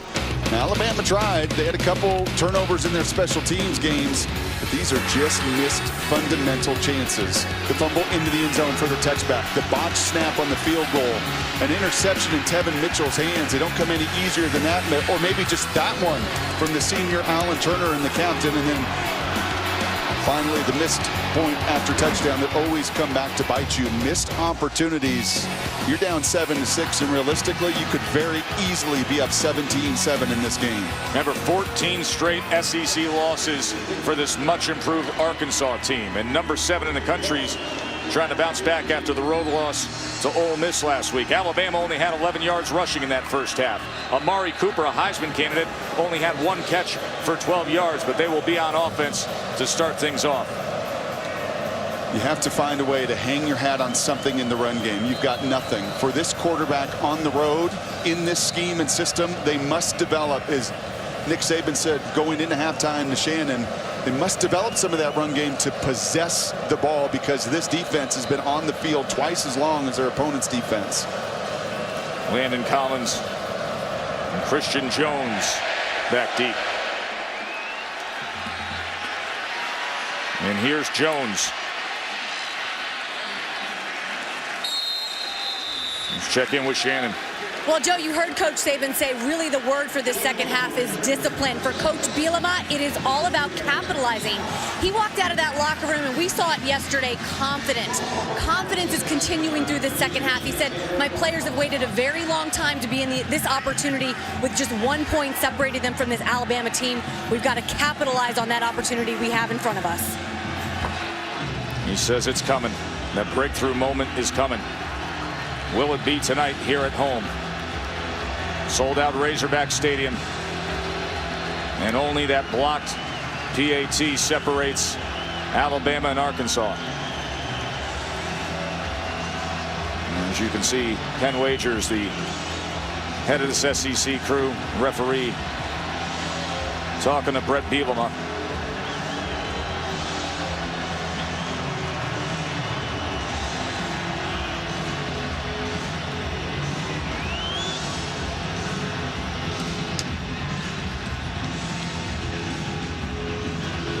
Something's being explained to coach.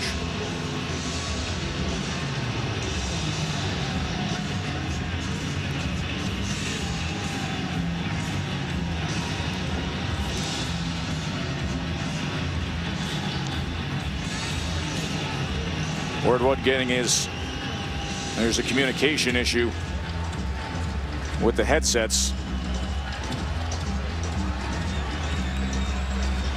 And if Arkansas's headsets aren't working, then they have to determine what the situation is, and if Alabama needs to do the same and take their headsets off as well.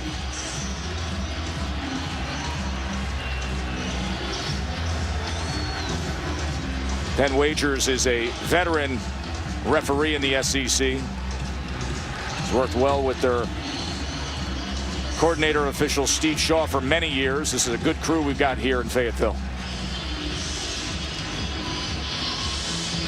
And we'll see where this conversation goes and whether they can get those headsets working again. Remember, Lane Kiffin, coordinator, is on the sidelines. We've seen already Jim Chaney up in the booth, coordinator for Arkansas on the other side, and I'm sure that is some of the continued dialogue here is if our headsets come off, then I've got to get my coordinator down here on the field or some way to communicate.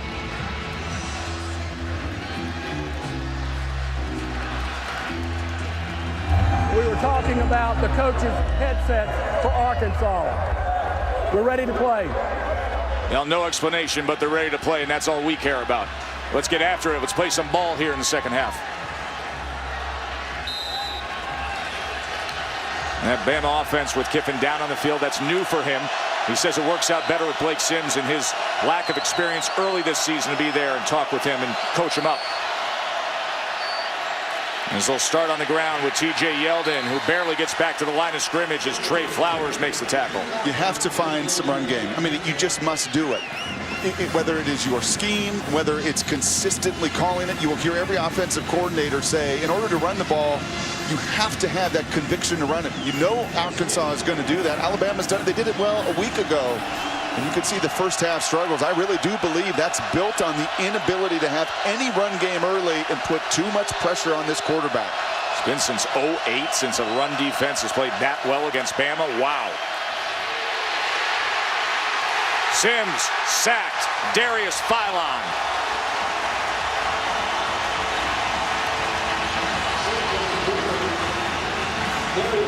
The young man who on signing day long ago put an Alabama hat on, but he landed at Arkansas. The two best players on this defense run a little stunt there, the tackle and stunt. They've done it for many years together. Excellent timing, execution, and now a very, very precarious situation for a quarterback that's already thrown a couple to the other team, but the Hogs just dropped those. He grew up in Mobile, and he's getting after the Tide. 3rd and 22. Just a safe screen. Yeldon tries to cut it back. And does a nice job of it. Back near the original line of scrimmage. And those are going to have to be some of the first down calls, I think, as this game moves along. An excellent block out there by Taylor, the right guard. TJ does his best. But the first down run being stuffed again and again and again has just set up really difficult conversations like these. I don't care who you have playing quarterback. 3rd and 22 on the road. Impossible. And here comes that big vertical swing of the 6'4" punter, J.K. Scott.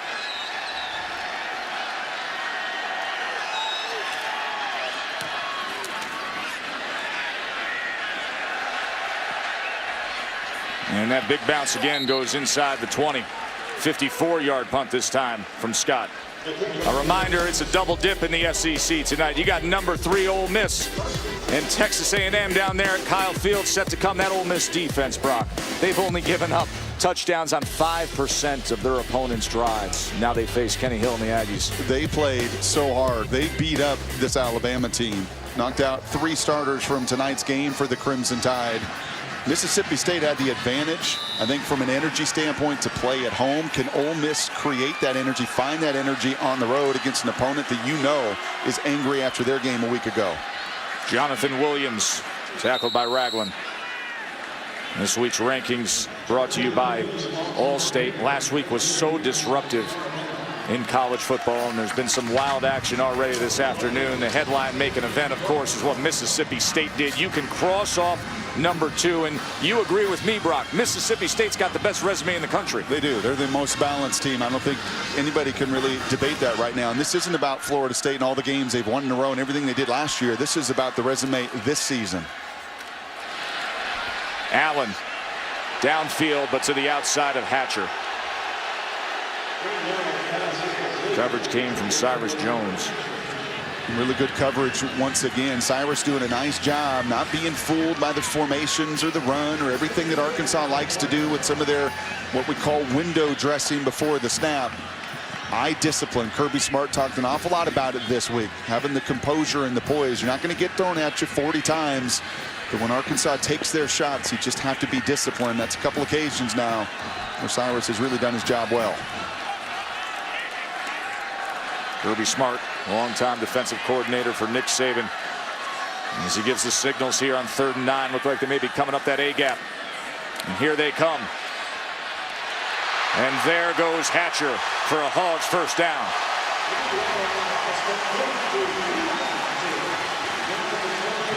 That's a play that Brandon Allen doesn't make a year ago. It just that the growth that he has played at this position to know where everybody is on the field. You called it, the inside pressure right at those A-gaps in his face. He doesn't panic. He retreats. He's able to fit it in there in front of Dixon, who's dropping in that zone blitz coverage. It's a big-time 3rd down conversion. Here's Collins on the toss. They got to him, a tackle for loss. Ragland and Collins. Ragland is really coming in this defense. And you don't get bragged about when your team loses, but Kirby Smart said 2 best games he's played have been the last 2 weeks. He showed up again and again in the run game against Ole Miss, and you're looking at 250 pounds, the junior playing his best ball. And there was a little anger in that finish.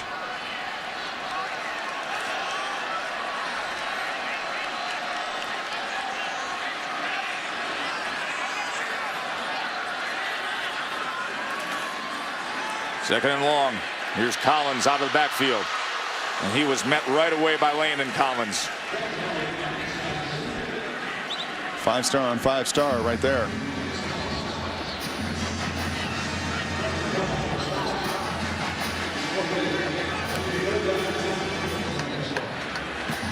What Nick Saban said to Shannon going into halftime. Played really good defense. The number of times that they have an Arkansas in this down and distance, 3rd and 8, 3rd and 9, 3rd and 12, 3rd and 10, he will take his chances this evening if they can continue to play this kind of ball.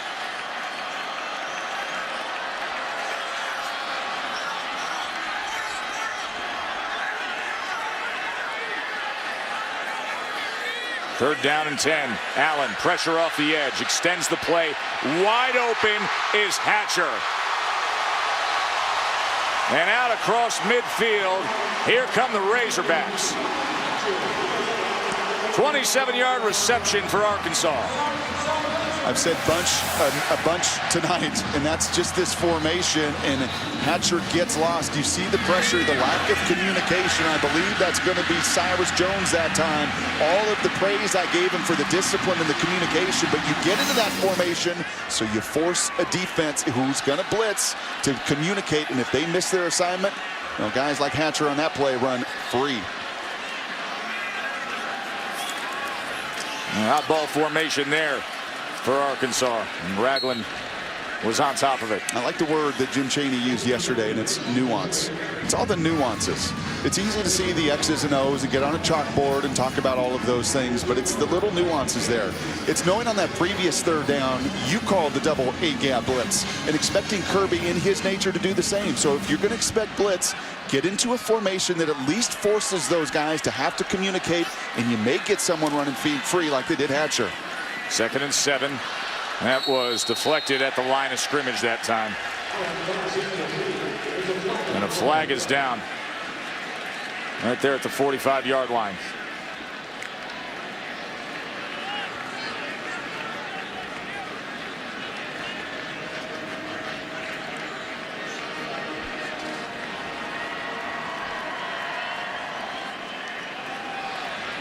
In such a tight game every which way, from the turnovers to the critical positions. And then moments like this, the which way will it goes.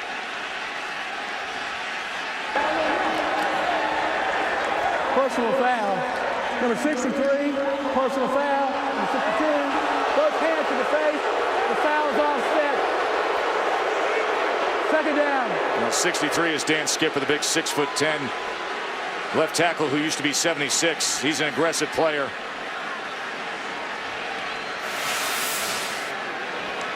And he made that switch to 63 because, well, he felt like he was a targeted guy. Now how's that on Dan Skipper? What's offsetting there? Ashawn Robinson's the one that that's a came miss. forward. Yeah, that's a swing and a miss. And Skipper's been very conscious in some conversations recently with Brett Bielema about his style of play and how he can be a target. 2nd and 8. And A.J. Derby doesn't get much that time as he was ridden down by Dylan Lee.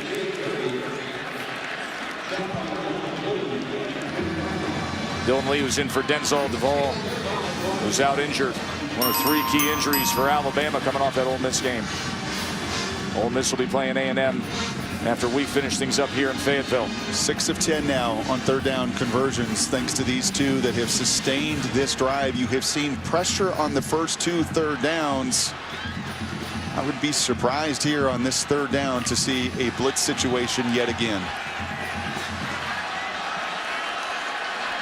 Alabama certainly is showing that. I think you're going to trust your front 4 to get home. Whistle came in there.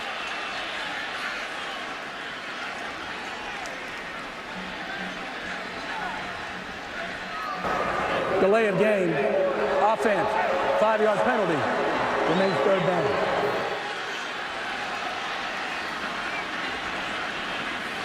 It's pretty remarkable being here yesterday and as positive as Brett Bielema was for a guy that's yet to win an SEC conference game. Of course, had the win at Texas Tech where they just thumped them. Came so close. They were a play or two of putting it away against A&M. And they played Auburn tough opening weekend for a half. But they feel like they've been sitting on it. The breakthrough moment. Could it be here at home against mighty Bama? Caught off the bounce. That'll be a 1st down for Arkansas. Demetrius Wilson.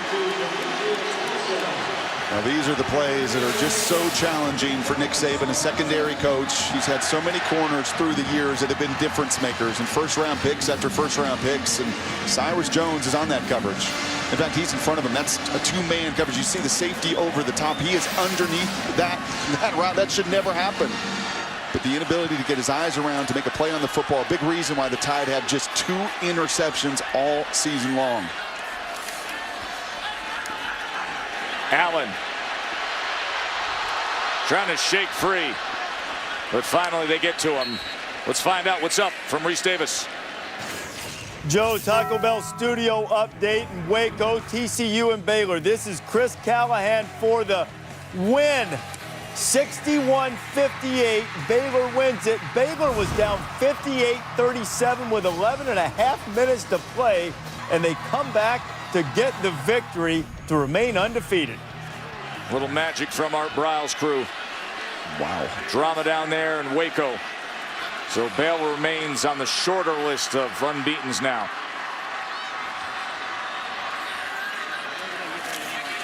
Second and 11. That was batted down as well. That was Jaron Reed getting up.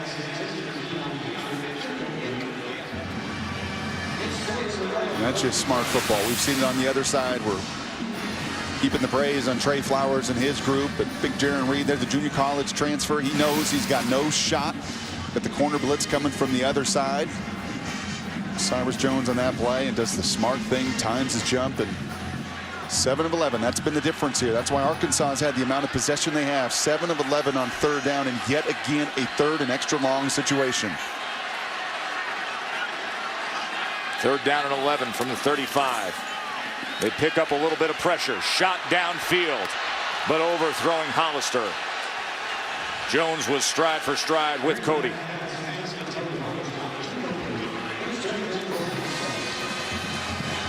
And You could see the reaction there. They've been sitting on this play. Veteran coordinators will sit on it and wait to pull the trigger on the double move. This is a slant and go from Hollister.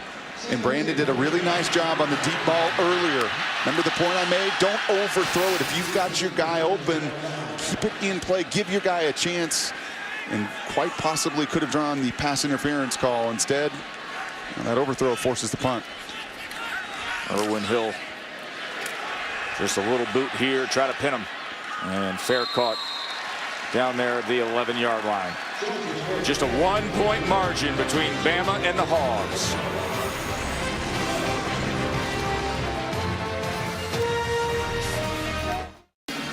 Joe Brock and Shannon with you. Time for the Aflac trivia question.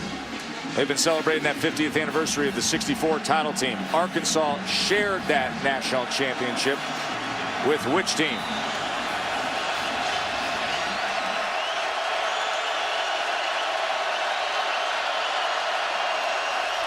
Bama starts with Big Derrick Henry.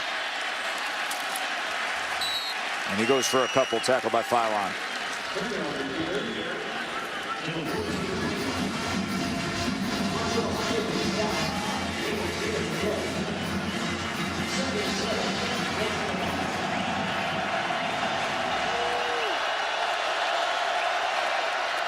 Blake Sims feeds him again. And he's gobbled up by Brooks Ellis. So it'll be 3rd and long for the Tide. When was the last time you could say midway through a 3rd quarter the Alabama Crimson Tide have 1 rushing yard? Thanks to a couple of the sacks and the negative plays, you have right now 1 rushing yard, and these first 2 runs are indicative of it. They don't know who they are right now in this run game. To think what this Arkansas program was the last 2 years when they beat them 52-zip both times. 3rd and 7 throw is incomplete. Tevin Mitchell had good coverage that time of Amari Cooper.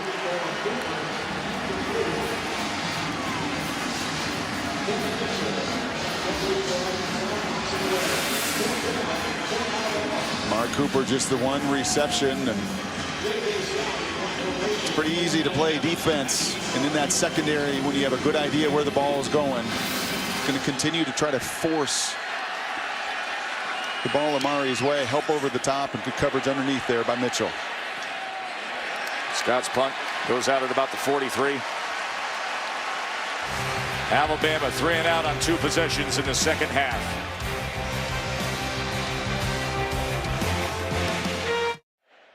ESPN College Football Primetime is brought to you by Dr. Pepper, always one of a kind, and the Lexus GX, dare to be spontaneous. 50 years ago, that 1964 undefeated team, and the great Frank Broyles, the head coach back then, brought out the Football Writers Association of America National Championship Trophy to the roar of this crowd here at Razorback Stadium. That was part of our Aflac trivia question. We asked you who'd they share that title with. Hey, Bama was #1 in the AP poll, but they lost the Orange Bowl to Texas. Back then, the AP declared the national champion before the bowl games. Of course, that practice changed. Bama went unbeaten Arkansas went unbeaten that year. They won their bowl game, Cotton Bowl Classic. As Collins gets to work, and he's met by Ragland.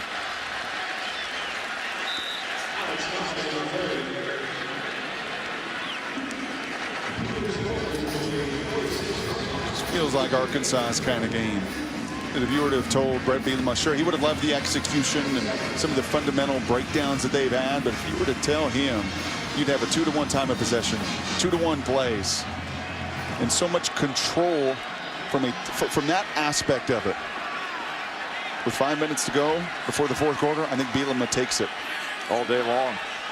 They're in position to strike. Allen. And tried to get it to Hunter Henry, who was giving him an option, but he floated beyond the sideline there.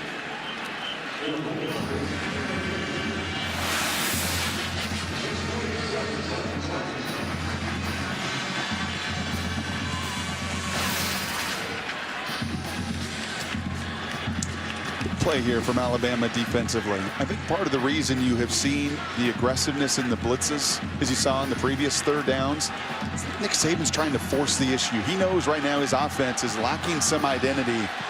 Let's see if he pulls the trigger, tries to force some of the playmaking from his defensive side as well. 3rd and 8. So the man in the middle, trade to Priest there. And Derby's got the first down. A.J. Derby then hits the speed. How about that?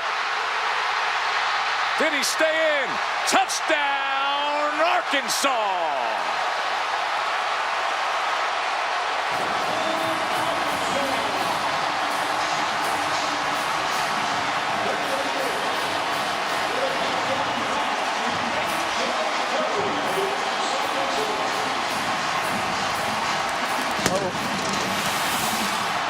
Our week typically starts off with a phone call to one another on a Monday. Joe, as you had conversations and start to look at games and some of the tape and talk throughout the week, and you said to me on Monday, A.J. Derby has found a home. Tight end. Started his career at Iowa, thought he was a quarterback, went to junior college, came here as a quarterback, made the transition, got the scholarship this fall, and you said he's going to make an impact, and sure enough, he makes, to this point, the biggest play in the game. Look at the athleticism and separation. That young man played quarterback last year, but yet he was striding. He was separating. He kept his balance, and he did this. Oh, we got something brewing in Fayetteville.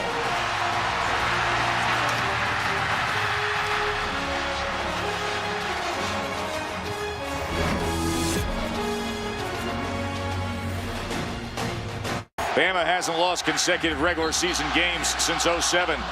They're trailing Arkansas late in the 3rd here by 6. Offense coordinator Jim Chaney has yet to beat Nick Saban in Alabama as a coordinator either at Tennessee or here at Arkansas, but he guesses right. He expects pressure. It's man pressure. You can see Geno Smith, the safety there. He's got to sift through some of the mess in front of him. And the speed and the athleticism of the former quarterback and the play call, expecting pressure, expecting man, and getting to your beater, your man beater, your blitz beater. And finally, a little bit of execution for Arkansas as well in a big moment, putting a big 7 on the board. And there's a short kick to a middle man and a tough transition there with Landon Collins. Ball is loose. And Anderson scoops it up. Boy, he stayed calm and controlled there, Ryan Anderson. That would have been another special teams turnover by Bama. And no pun intended, but at some point you think the tide is going to turn here on your special teams. Your punt return, your kickoff return, the challenges you've had, the immense challenges in that phase of the game. And you saw it from Nick Saban, almost a look of exasperation going into halftime with the special teams. They coach it, they teach it, they've done the same thing year after year after year, but just poor execution now, a season-long theme in that phase of the game. Now listen to Razorback Stadium.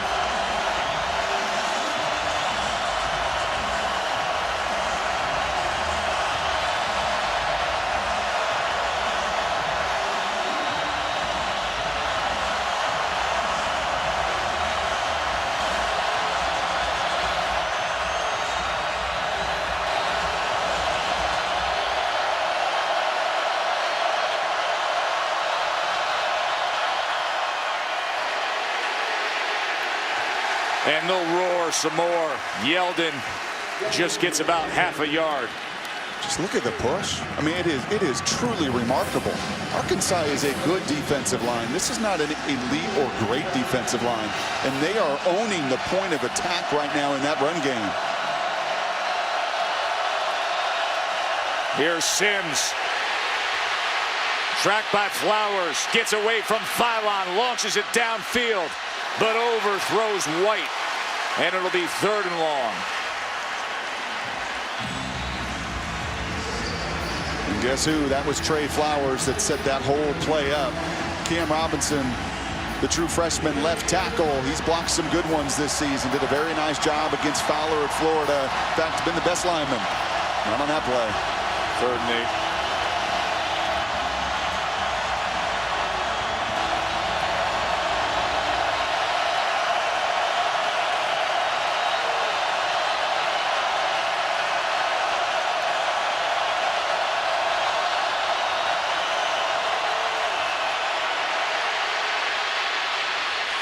Tried to dive for it, but he comes up a yard short. Martrell Spate and Johnson got to Sims.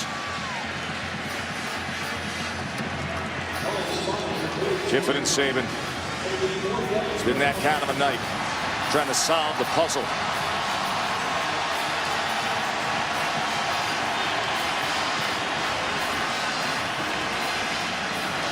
Three and out on their 3 possessions here in this second half. For Bama fans, seeing J.K. Scott out there is all too familiar tonight.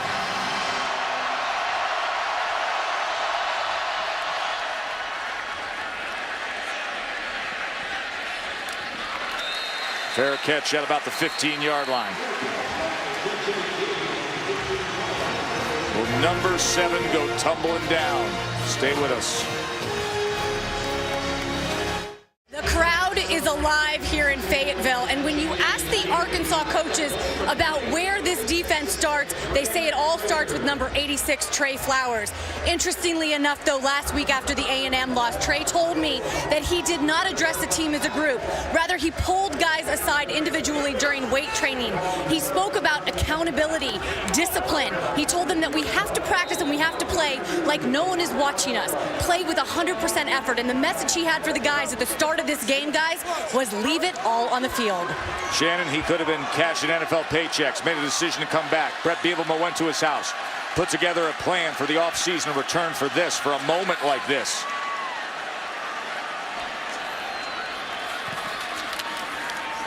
Here's Jonathan Williams, just about a yard there. Let's check in with RD in the studio. Reese. All right, Joe Tess on the SEC Network, LSU and Florida. Jeff Driscoll, after the drama in Gainesville this week, back at quarterback, playing pretty well. Runs for a touchdown and added another field goal, and they have a 10-point lead on the Hat early in the second quarter. Thanks, Reese. Of course, a big night in the SEC. We got big finish coming here in Fayetteville, and then Ole Miss and Texas A&M down there in Kyle Field.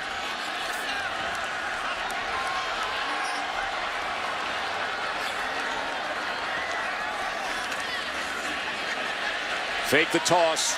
Allen going to tuck, run, and come back against the grain. Dangerous for your quarterback getting crunched like that by Xavier Dixon. Maybe against NIU, you're not going to do that against Alabama. And these are some of the decisions, the critical moments in the final 17 minutes of this game. You're not going to come back all the way across the field, and that's Dixon right to the chin, and what a shot from Xavier Dixon, and setting up a 3rd and 10 scenario here that I have got to imagine. If you're Alabama, just play some sound defense. Trust your front 4 to get home, because the big plays, the explosive plays have come against your pressure looks in situations just like these. All that elite talent up front for Alabama, built for downs like this. 3rd and 10. And that's exactly what happens as Ryan Anderson is able to get to Brandon Allen. Just tripped him up.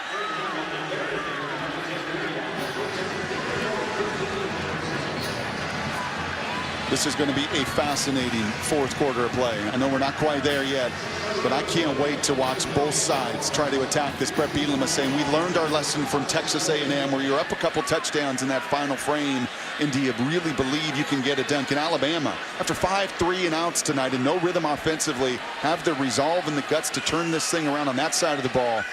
Boy, we're going to have a good one here in the final 15 minutes plus. The Australian Sam Irwin-Hill punting from a yard into his own end zone. Oh, he turned that bad boy over. Drives it all the way back to the 40-yard line. And then Arkansas will down it there. So Alabama could have been in great position to be on the plus side. But instead, Arkansas digs a little bit out of that hole. Reminder, Monday Night Football is coming your way. It's 49ers Rams Monday at 8:15 on ESPN and on Watch ESPN. No other night is Monday night.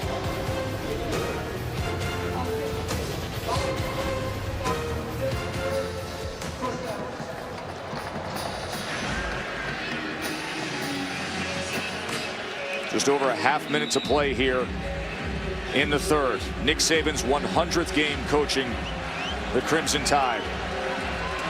An area of the field that coordinators typically love to take their shots. Very favorable field position for the first time to start a drive in some time.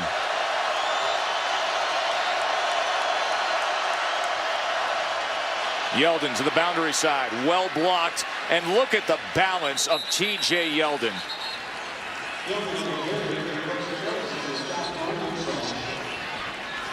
And finally, Joe, some execution in your run game.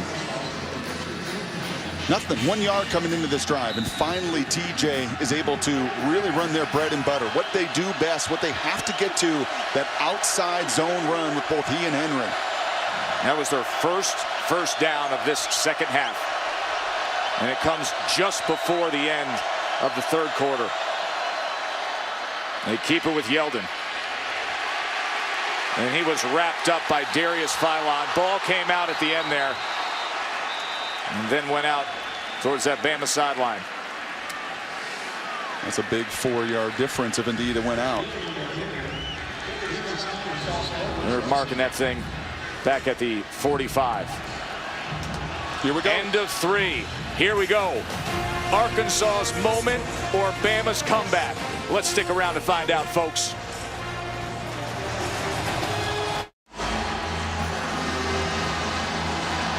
Oh-2 in the SEC is Arkansas.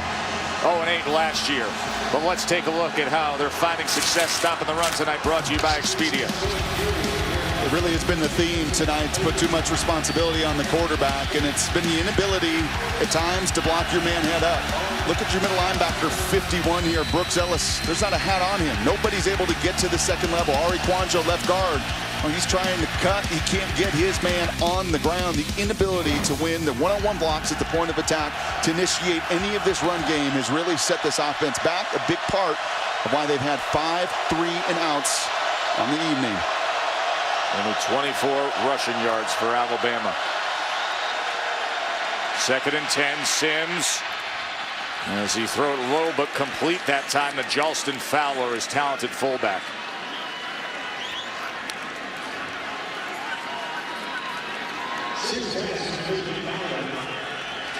This has been a problem area. 0 for 3 a week ago against Ole Miss. Missed earlier on a 3rd and short situation. See Sims looking over at Lane Kiffin. 3rd and 1. Plenty of time on the play clock. Are they going to call a timeout here? You better be or real settle careful. down and get this thing going. Gets the call in. And it's Derrick Henry. Off right tackle, lowering the shoulder, and a Bama first down. 8-yard run by Derrick Henry. Amari Cooper is the best, most talented player on this offense. Undoubtedly. In my opinion, number 2 and 3 are your 2 running backs, Yeldon and Henry. Cooper only has 1 catch for 12 yards tonight. Offside, 34 on defense. Result of the play is a first down.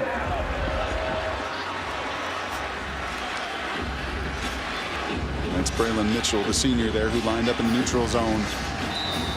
But you just have to, and it's a pretty easy call here, obvious there. You just have to find a way.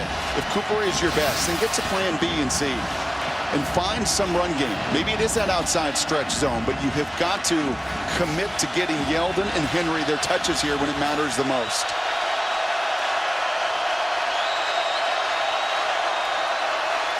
Sims, 3-step, then goes across the other side, and he gets it to Cam Sims. And that was good yards after the catch for 15 from the true freshman, Cam Sims.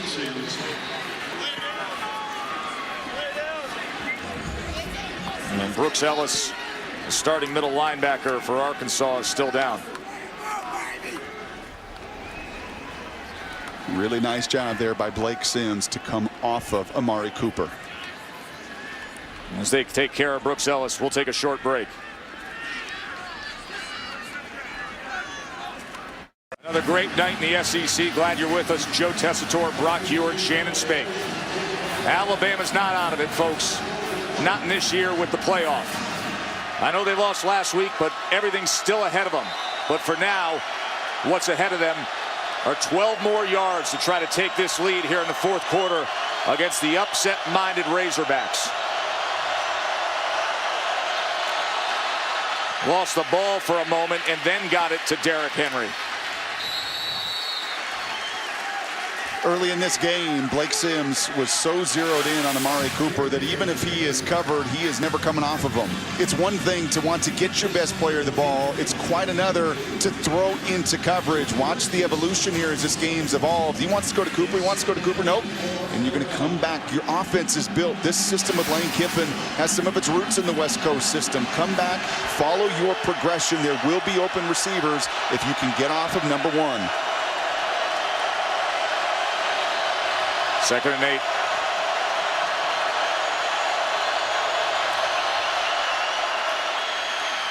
Henry trying to test the middle of that defense. We're going to have a 3rd down here at the 6-yard line.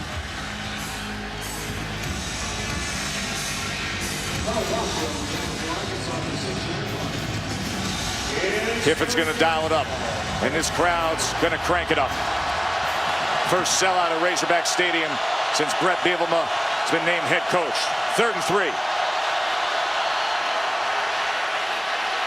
Sims to the end zone. Touchdown Tide.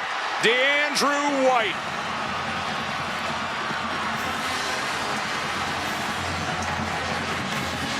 Touchdown Alabama. Brett Bielema did all he could. You could see his defense in complete disarray. He's doing all he can on the very bottom of the screen, trying to run in. He is past the number to the line of scrimmage, and he does not get the timeout. He can see with Brooks Ellis, his linebacker, out. Discombobulated defensively. Couldn't get the TO. To break the tie, Adam Griffith. And he has been perfect on the year. A block PAT, the difference on the board now.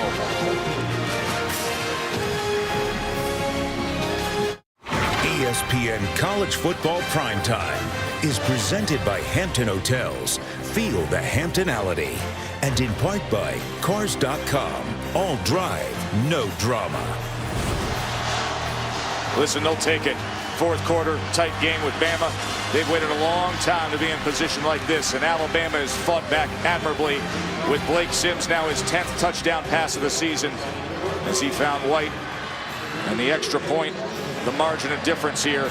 Bama blocked one earlier in the game.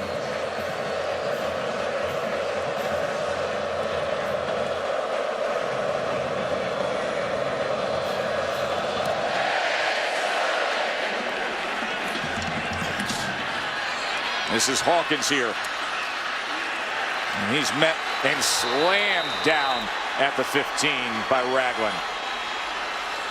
We got a good finish coming here with Bama and Arkansas, and then a real good game coming up with Bo Wallace and the unbeaten Rebels going up against Texas A&M. And that kickoff looks like it's going to go now at 9:15.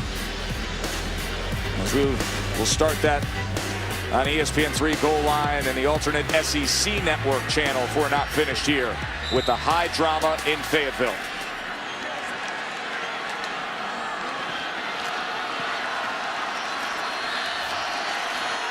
And Brandon Allen, the junior quarterback, so improved from a year ago. But can he get the job done now?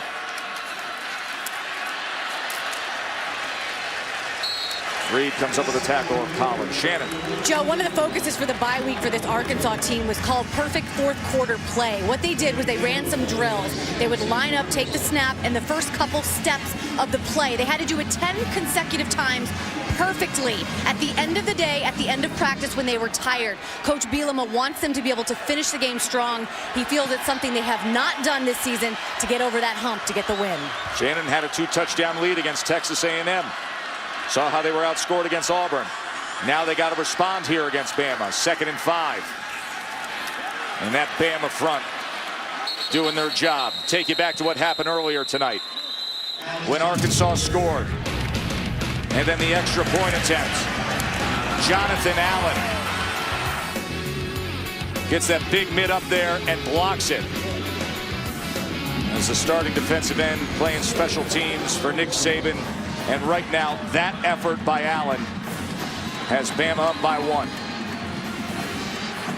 This 4-man rush that was so effective on the previous possession has got to get home once again, led by Allen out there on the edge. 3rd and 5. They bring 4 against Brandon Allen. And the pressure and throwing it across the grain doesn't work out so well, as Eddie Jackson had coverage that time. And Arkansas will be punting away.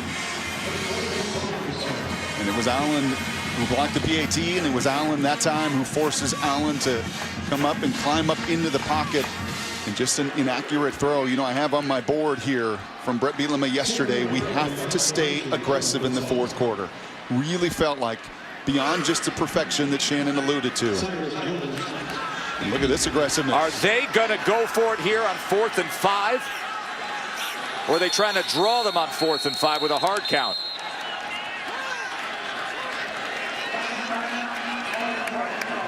Now Bielema gave it a shot and then calls the timeout. Why not?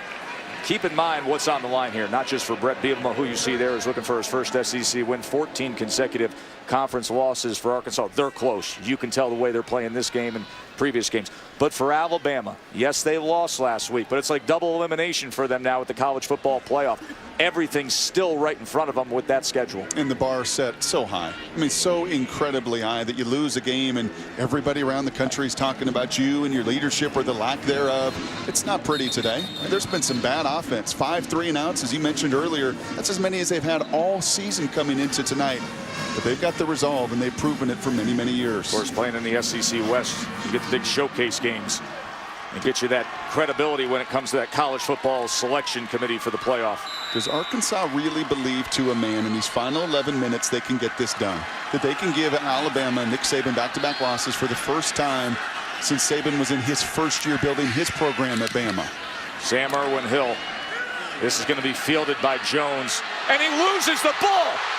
This is unbelievable what's been going on with Bama in special teams, but they get it back time and time again. When will it end? Third time tonight. And you know what happened late against Ole Miss. That was Trey DePriest, the senior star middle linebacker, who came down and covered up, saved the day. Wow.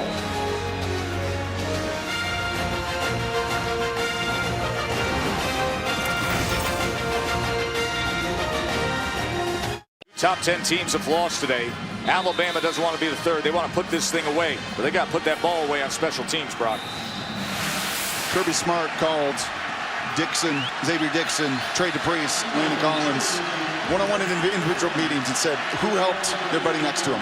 We yell at you enough. Okay, you don't need to yell at your teammate. Who was the one to encourage and actually help the guy next to him? Pretty good picture right there of his buddies picking him up. Yeldon loses a yard there. They're trying to pick up the spirits of Cyrus Jones after he lost control of that ball on yet another punt return by Bama. Fortunately for Bama, they were able to recover it. And now 10.5 minutes to play. Just a 1-point margin here against this really feisty Arkansas team, a program that really believes where they're headed. And Philon and Flowers, such a big part of this. Once again, unblockable. Philon in the backfield. Flowers beating his block with Vogler. And that early down run game, such an issue for the consistency of drives for Alabama tonight. 2nd and 11. Sims, a lot of time looking over those options, launches it downfield and throws it well to the outside of Sims, Cam Sims.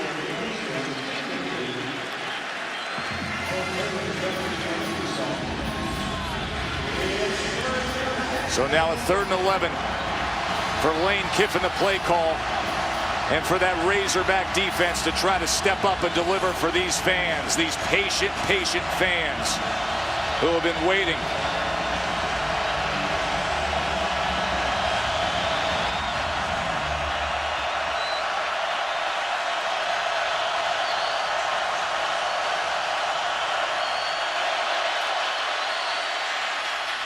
Throws underneath to Cooper. Can he get to the sticks? That mark is going to be real close. See the linesman on the near side. It's going to put that ball down. I think that was a pretty favorable spot.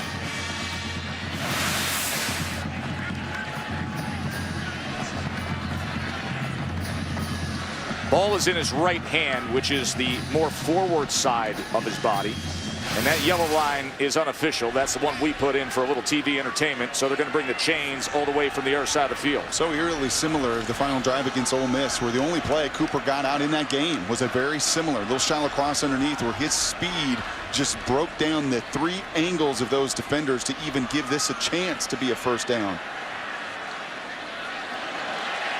That far away. It's the plus 42. Kiffin's already into the play sheet.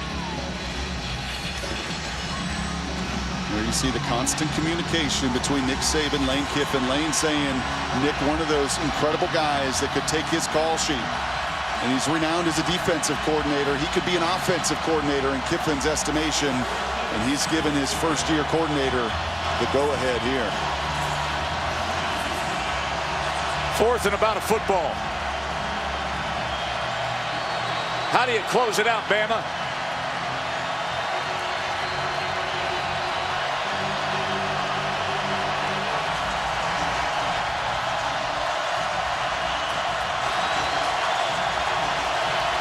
Be ready and be wary of Sims pulling this ball as he did for a touchdown run against Ole Miss if he sees it.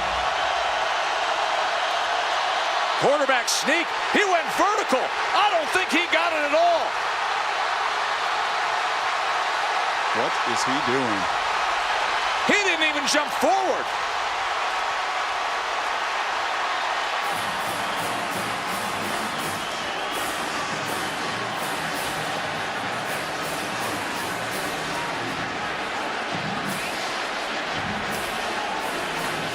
They're going to have to measure this again. Who knows how they even came up with a spot there.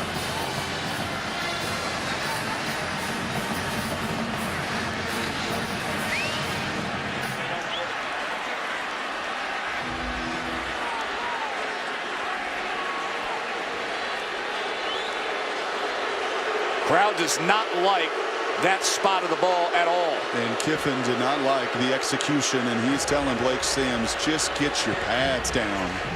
Pass down, he jumped to the sky. Well, he's saying, I'm trying to jump over the top, and it's not Kiffin and Saban we're looking for. That's Arkansas's football. We got 9.5 minutes to play, and the Hogs got the ball.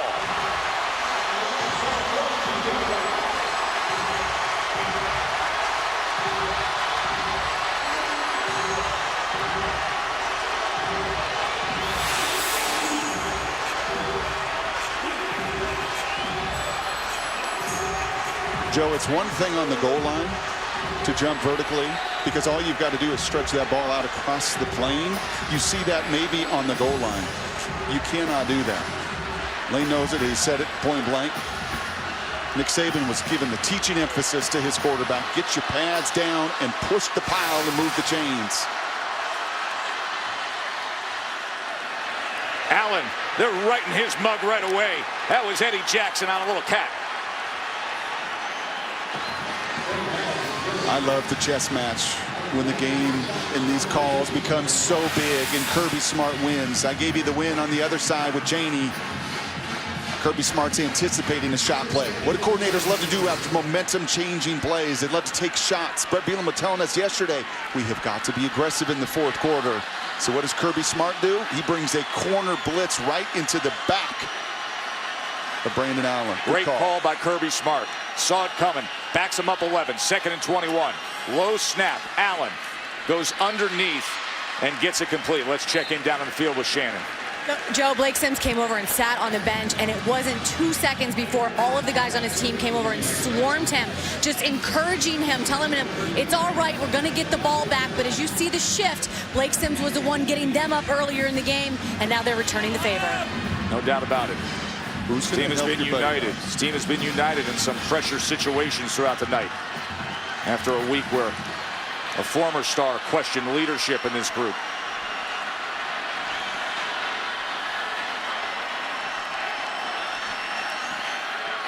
Third and 15. Allen. Pressure comes. Survives it for now, but he's got to get a lot of ground, and he comes up just short. Great effort by Brandon Allen as it took A'Shawn Robinson retreating with all 320 pounds to find him. And you just can't draw it up any better, can you? The 4th and inches on the other side. Now a 4th and 1 here as they're making sure Brandon Allen took a pretty good lick there. We got 4th downs separated by just 3 plays now. Now it's Arkansas's turn. And trying to dig out the field turf in the helmet.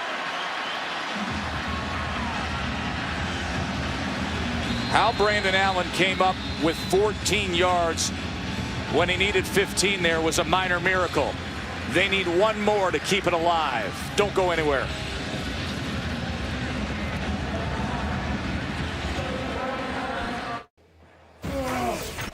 Reese Davis with you. More SEC West drama coming your way. Ole Miss and Texas A&M as Bo Wallace tries to let the Rebels provide the encore to the victory against Alabama. Now it's going to kick off 8 minutes and 40 seconds. It will start on ESPN3 while we wrap up things in Fayetteville. As soon as that game's over, we'll get you down to Kyle Field.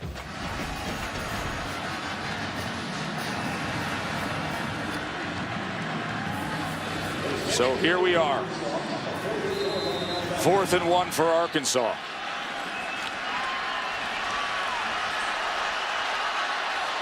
Jonathan Williams is the lone back in this heavy set.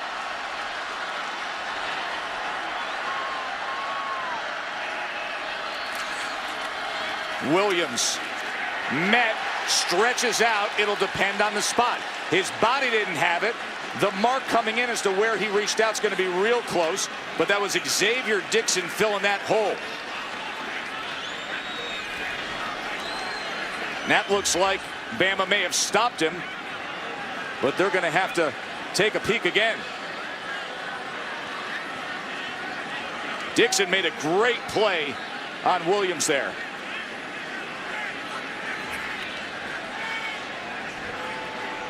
Well, they had a chance against Texas A&M a few weeks ago. Similar situation, and now here against Bama. And let's see.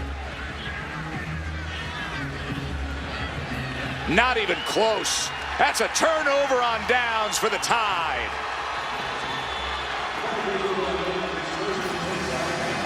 Two Tide players that have played their best of the season. It's A'Shawn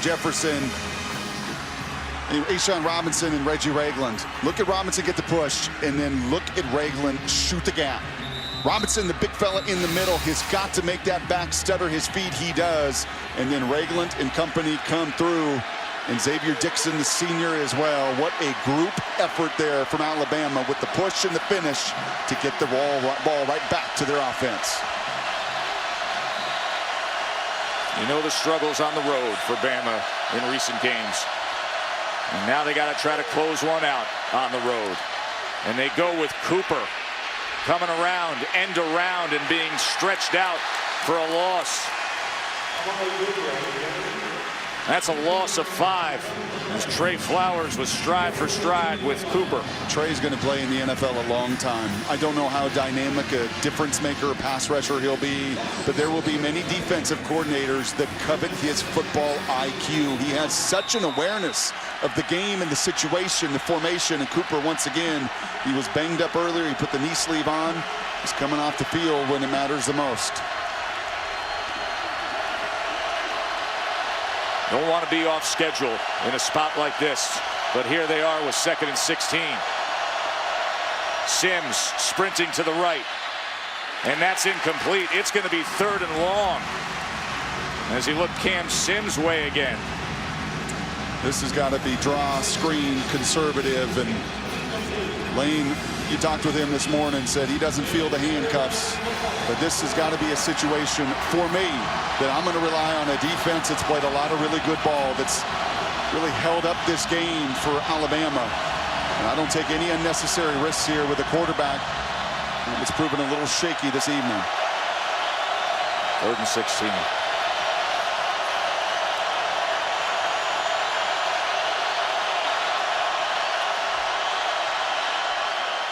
They go conservative. T.J. Yeldon. And Spate makes the tackle. This thing's going to go down under 6.5 minutes. Arkansas has got to make up for that blocked PAT. We should be tied up. But the difference was that blocked extra point by Alabama's Jonathan Allen. So Arkansas needs just a little more magic. Joe, the difference is Arkansas has not won a conference game in nearly 2 years. Do they believe they can do it in these final 6 minutes? To a man, when they get this ball back, do they believe that this is the night they finally earn it? J.K. Scott punting away. Flag comes down. Illegal substitution on the defense.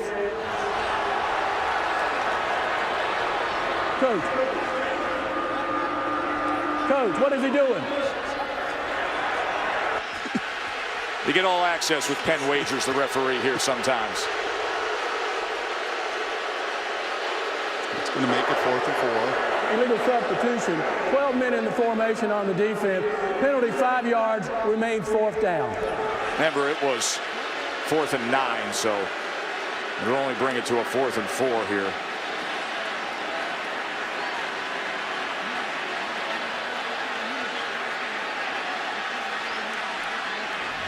Brett Bielema was considering a timeout there. That would have been his last one if he had called it. He had a challenge of a spot earlier, and it cost him a timeout just before that 4th down play earlier. So he's got to be careful.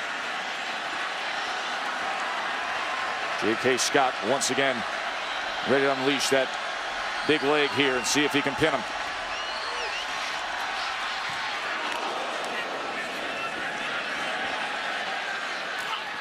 Fair catch at about the 13. 5:45 to play. Another chance for us to check in with Reese. Joe, about to get underway on ESPN3. Kenny Hill and Texas A&M, after getting thumped by Mississippi State last weekend, will take on number 3 Ole Miss. Starting on ESPN3 with Fowler and Herb Street, and we'll take it to them as soon as you guys are done in Fayetteville. Thank you, Reese. And of course, tomorrow all the NFL action gets underway with Sunday NFL Countdown presented by Snickers and Fantasy Football Now presented by Papa John's at 11 a.m. on ESPN2.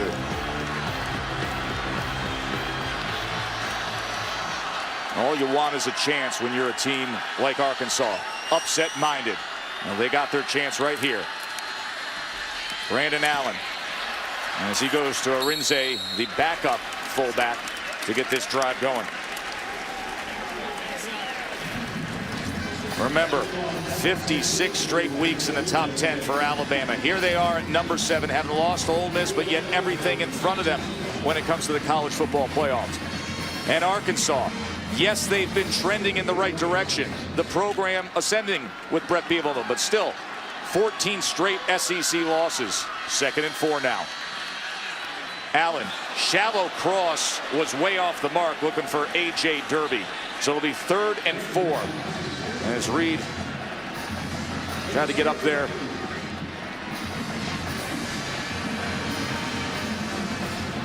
And you've seen back-to-back passes to open this very critical drive. And on back-to-back possessions, you have seen the 4-man rush for Alabama really get home. I think you continue to stick with that plan until they prove otherwise. Help those guys out in coverage. 3rd and 4.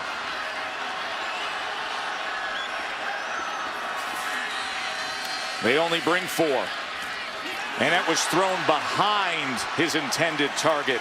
Sprinkle, the tight end.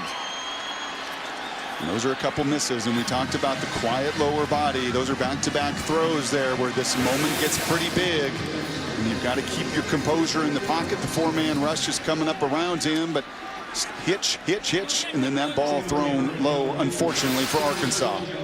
So now the punt return team for Alabama is back out on the field, and that's been an adventure all night. Cyrus Jones want to secure this thing. Sam Irwin Hill to punt away. Puts that away and gets to the ground. And why are we in this position?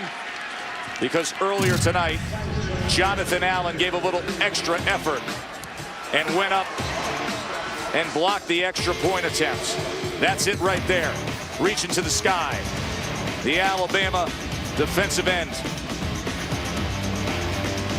So 14-13 it stands. And Blake Sims has a chance to grab a road win here if he can burn and churn a little bit of clock. Alabama has lost 3 of their last 4 away from Tuscaloosa.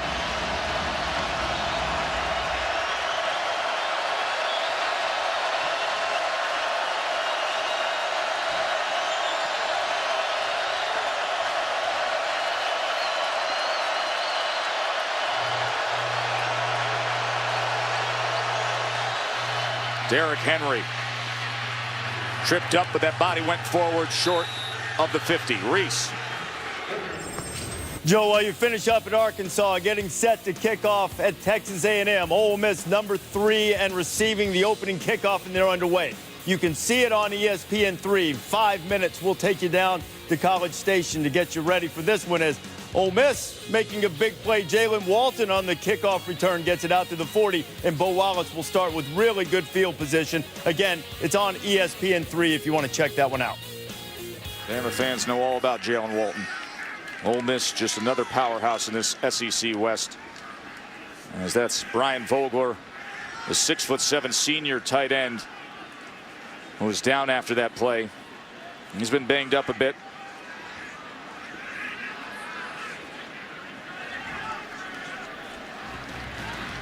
A reminder as to where we are in college football in that top 10. Scratch off Auburn, Brock. Scratch off TCU as Baylor came back. And I think everybody be in agreement the best resume is Mississippi State with what they've accomplished, taking out Texas A&M and then Auburn at home today. Ole Miss still to come tonight against A&M, and Bama sitting there at number 7. As we've discussed all night long, everything's still in front of them. You go through that SEC West schedule, you arrive at a championship game in Atlanta, and you're going to have a playoff invite, but you got to survive here. And you see some big boys here and some beef for Alabama coming into the game. Dakota Ball there at tight end is going to take Vogler's spot. You see Leon Brown back in. To me, this is run 7 yards on first down on that outside stretch zone run. I'd continue to focus on that. That will set up the rest of your offense. Yeldon on 2nd and 3. He's going to be right near that line, maybe just a half yard short, tackled by Spate. Alabama is not who they have been up front. Not even close to the 2012 group, but they are still good enough. Well, how about Ryan Kelly, starting center, who's out? They talked about that all week long. Lane Kiffin said, you asked me one guy we can't lose, it would be Ryan Kelly.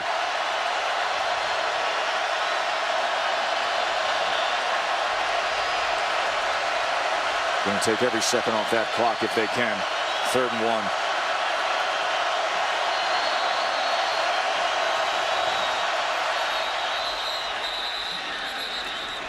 And got a timeout called. Nick Saban used a timeout there.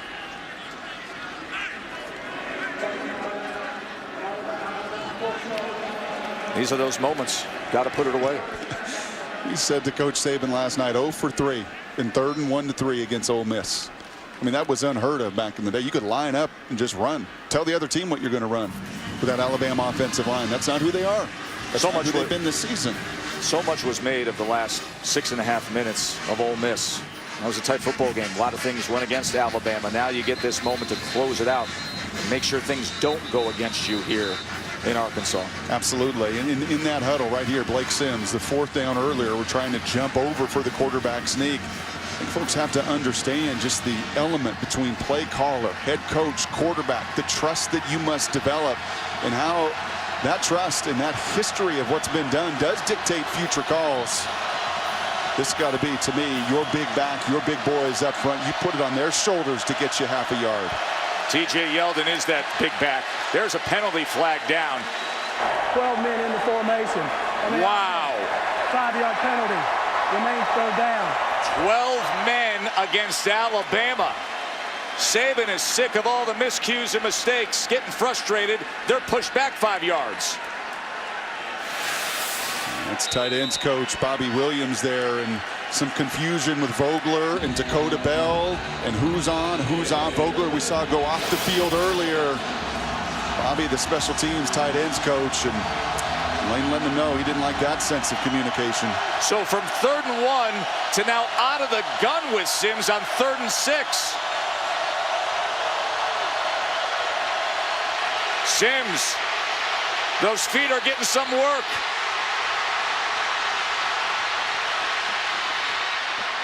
Diving for it, and the mark is well short, so that penalty was costly.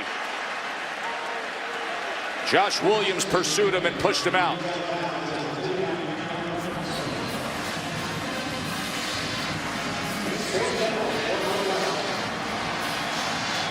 So 4th down here. Don't even think about it. You punt this ball down there, and you make this team go some distance to get some points. J.K. Scott will come out again. We'll take those last few seconds off. And Scott will kick away as we're heading towards 3 minutes.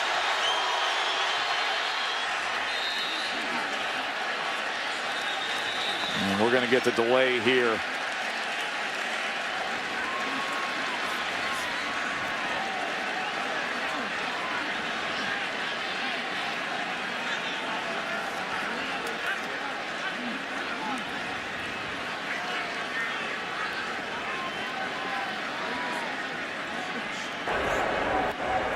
Delay of game. Offense. 5-yard penalty. Remains 4th down.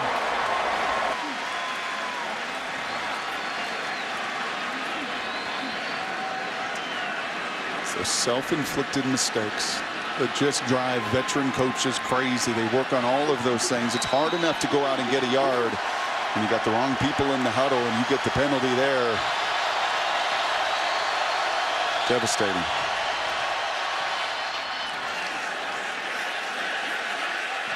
Takes a bounce inside the 20. And Arkansas will be setting up shop starting at the 14-yard line. Reese, 2:50 to play here.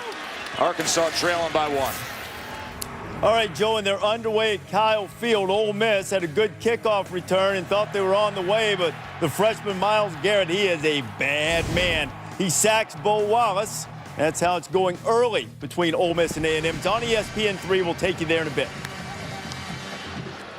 That's Adam McFain.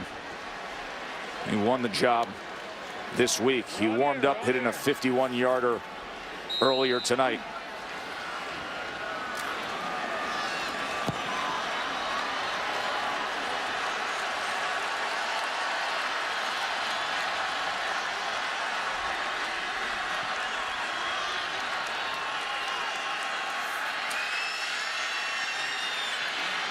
Brandon Allen.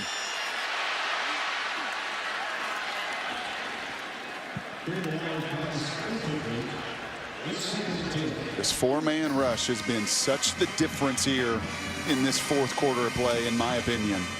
Just the understanding that, like Jim Chaney said, the offensive coordinator from Arkansas, you got to go out there and you've got to execute. And you've got 5 offensive linemen that are more built to run the ball and sustain your run game than these situations and necessarily block. When 4 get home and affect the quarterback, it is hard to find completions.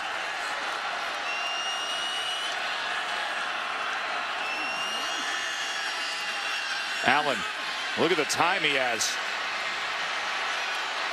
Directing traffic and then throwing it away. Been so many missed opportunities, missed scoring opportunities for Arkansas. Like this to start the game. Fumbled through the end zone by Cody Walker and a touchback. The bad snap and bad hold that goes for nothing. And then the difference on the scoreboard in the game, the block PAT by Jonathan Allen of Alabama.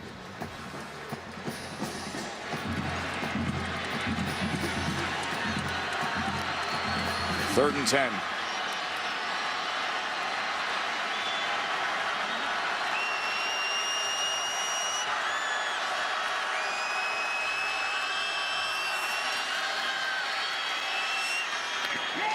That's a first down for the Razorbacks. Hunter Henry, their tight end.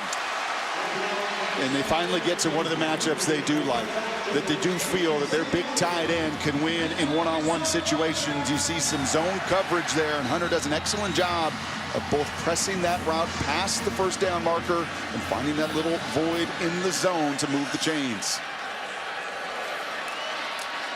First down and pass again. Oh, and he went up for it, but they're saying it is incomplete, that Henry was out of bounds, as Perry had coverage there.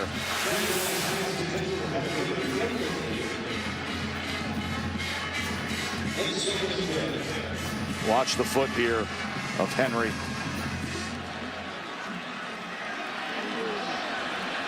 And foot is on the white. That's a good look by the official there, right on top of it. Second down now.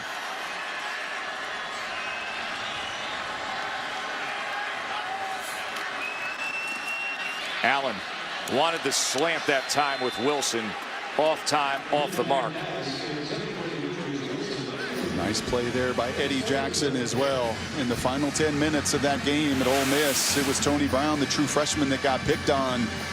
And that is all Eddie Jackson. He's reading the route. He sees the high pads of Wilson, the in cut, and he jumps it, no chance. And once again, very precarious 3rd and 10 for a team much more equipped and built to run it than these known passing downs and situations.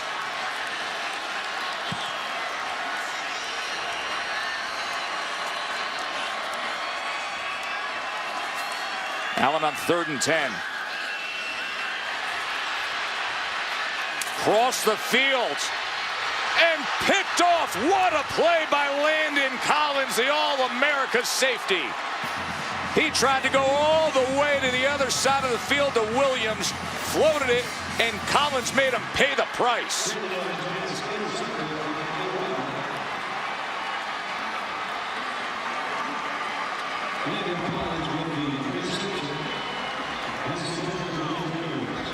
And you could feel some of that coming, Joe. Just some of the desperation there, that you're dropping back time and again. The rush is getting to you. The timing of your routes and progressions, you've got nothing coming, feeling like you have got to force the issue. And if you're going to make that throw, you better be number 1 Aaron Rodgers, or number 2 set your feet where your guy can get it or nobody gets it, because Collins showing you why he's an all-conference, all-American kind of performer.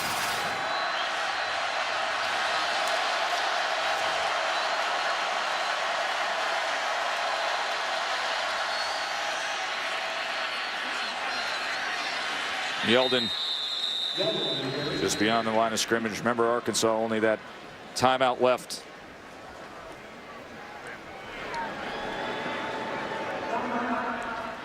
Those long faces on the Arkansas bench. And there's only so long you can say, boy, we're so close. We're so close. All these big at-bats for Arkansas. We'll see how the final minute 50 plays out, but I can tell you what Brett Bielema is already going to say in this press conference, because he's going to be asked about it, because it's been the message consistently. We'll win when we deserve it, when we earn it. And unfortunately, some of these miscues we've seen and we have talked about and we have shown and illustrated, you're that close, but that's not good enough against a quality opponent. Timeout here, chance to check in with Reese again. Joe and Brock want to show you how Ole Miss took the lead against Texas A&M. It's already on ESPN3. Bo Wallace being patient, taking Quincy Adeboyejo underneath instead of forcing it downfield. And from there, Bo would take it himself. You know, maybe this whole good Bo, bad Bo thing's overblown. There's been a whole lot of good Bo lately and not much bad Bo. And maybe the roller coaster ride is over for the Ole Miss quarterback.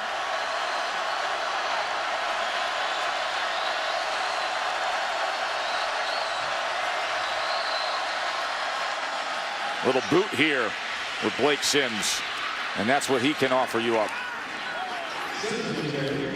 as he goes for 7 yards. Been a little chippy down there in what's been a really tightly contested game here in Fayetteville. And there is an Arkansas player down there, and that is Darius Philon, their outstanding interior defensive lineman. He's from Alabama. A young man who was recruited by Alabama. And a young man who has played a whale of a ball game tonight. He and Flowers have been so good in their one-on-one matchups and stopping that run. You asked earlier, what is Alabama's identity? I think maybe a week and a half ago we could answer that a little clearer. End of the Ole Miss game and some choppy periods here makes you question it a bit. You still like their defense, though. You really do. They have a lot of talent in that front seven, especially in Landon Collins at safety. And you and I talked early in the week. There's a lot of misperception that Ole Miss went up and down the field, that there was a lot of good Bo. It wasn't good Bo until the final 10 minutes. Picking on a true freshman corner. That defense played championship quality defense last week, and they did it again tonight. You think about the depth of this SEC West. If this Arkansas team is a team that was winless last year and a team that's still searching for an SEC win this year, this is as deep of a division as there is. But how do you get over the hump? Every Arkansas fan, and we'll see what happens in the final 100 seconds or so. Every Arkansas fan, the sellout crowd here tonight is going to be asking that same question. When? It's now 15 and 11 in a row for Brett, and it's not good enough to be close. So how and when do you get over the hump?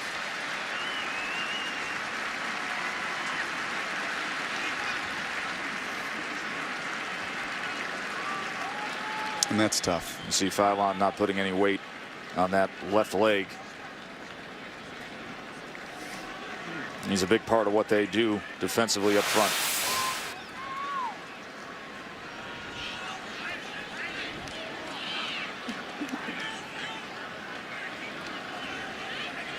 And unfortunately there, Austin Shepard, the right tackle, comes into the back of the legs there. That's not anything with any malice of intent.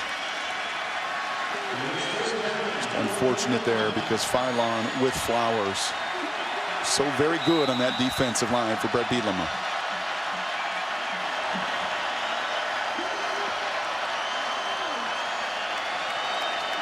And that clock running down, play clock running down, and he'll be facing a 3rd and 2. As Bama is trying to just survive and advance.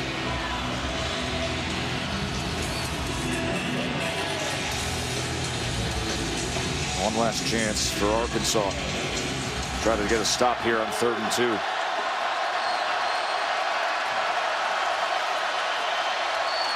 Well, and there's movement up front. That's just sloppy by Ari Kwanjo. So that helps Arkansas.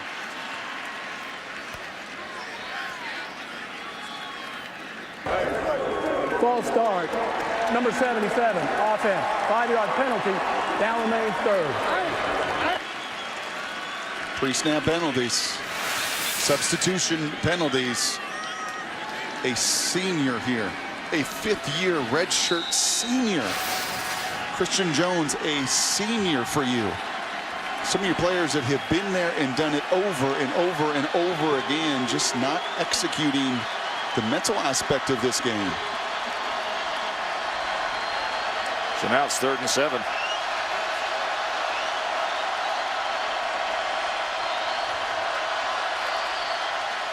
Here's Yeldon.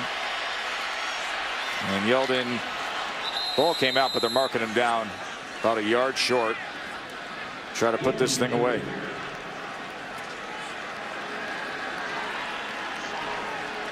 Now there was a penalty before, and I believe that clock was running down. They don't have to run a play here. The way that scenario played out, coming off of that penalty, they ran down the clock. Brett Bielema wants an explanation as well. He's one of many of them tonight. So that's it. Arkansas 15 straight SEC losses. Oh, so close. Just a blocked extra point away. But number 7 Alabama, everything's still in front of them, folks. You just got to survive in college football nowadays. 14-13 for Shannon Spake, Brock Hewitt. I'm Joe Tess. Enjoy the rest of your night. That's it from Fayetteville. More SEC football to come your way.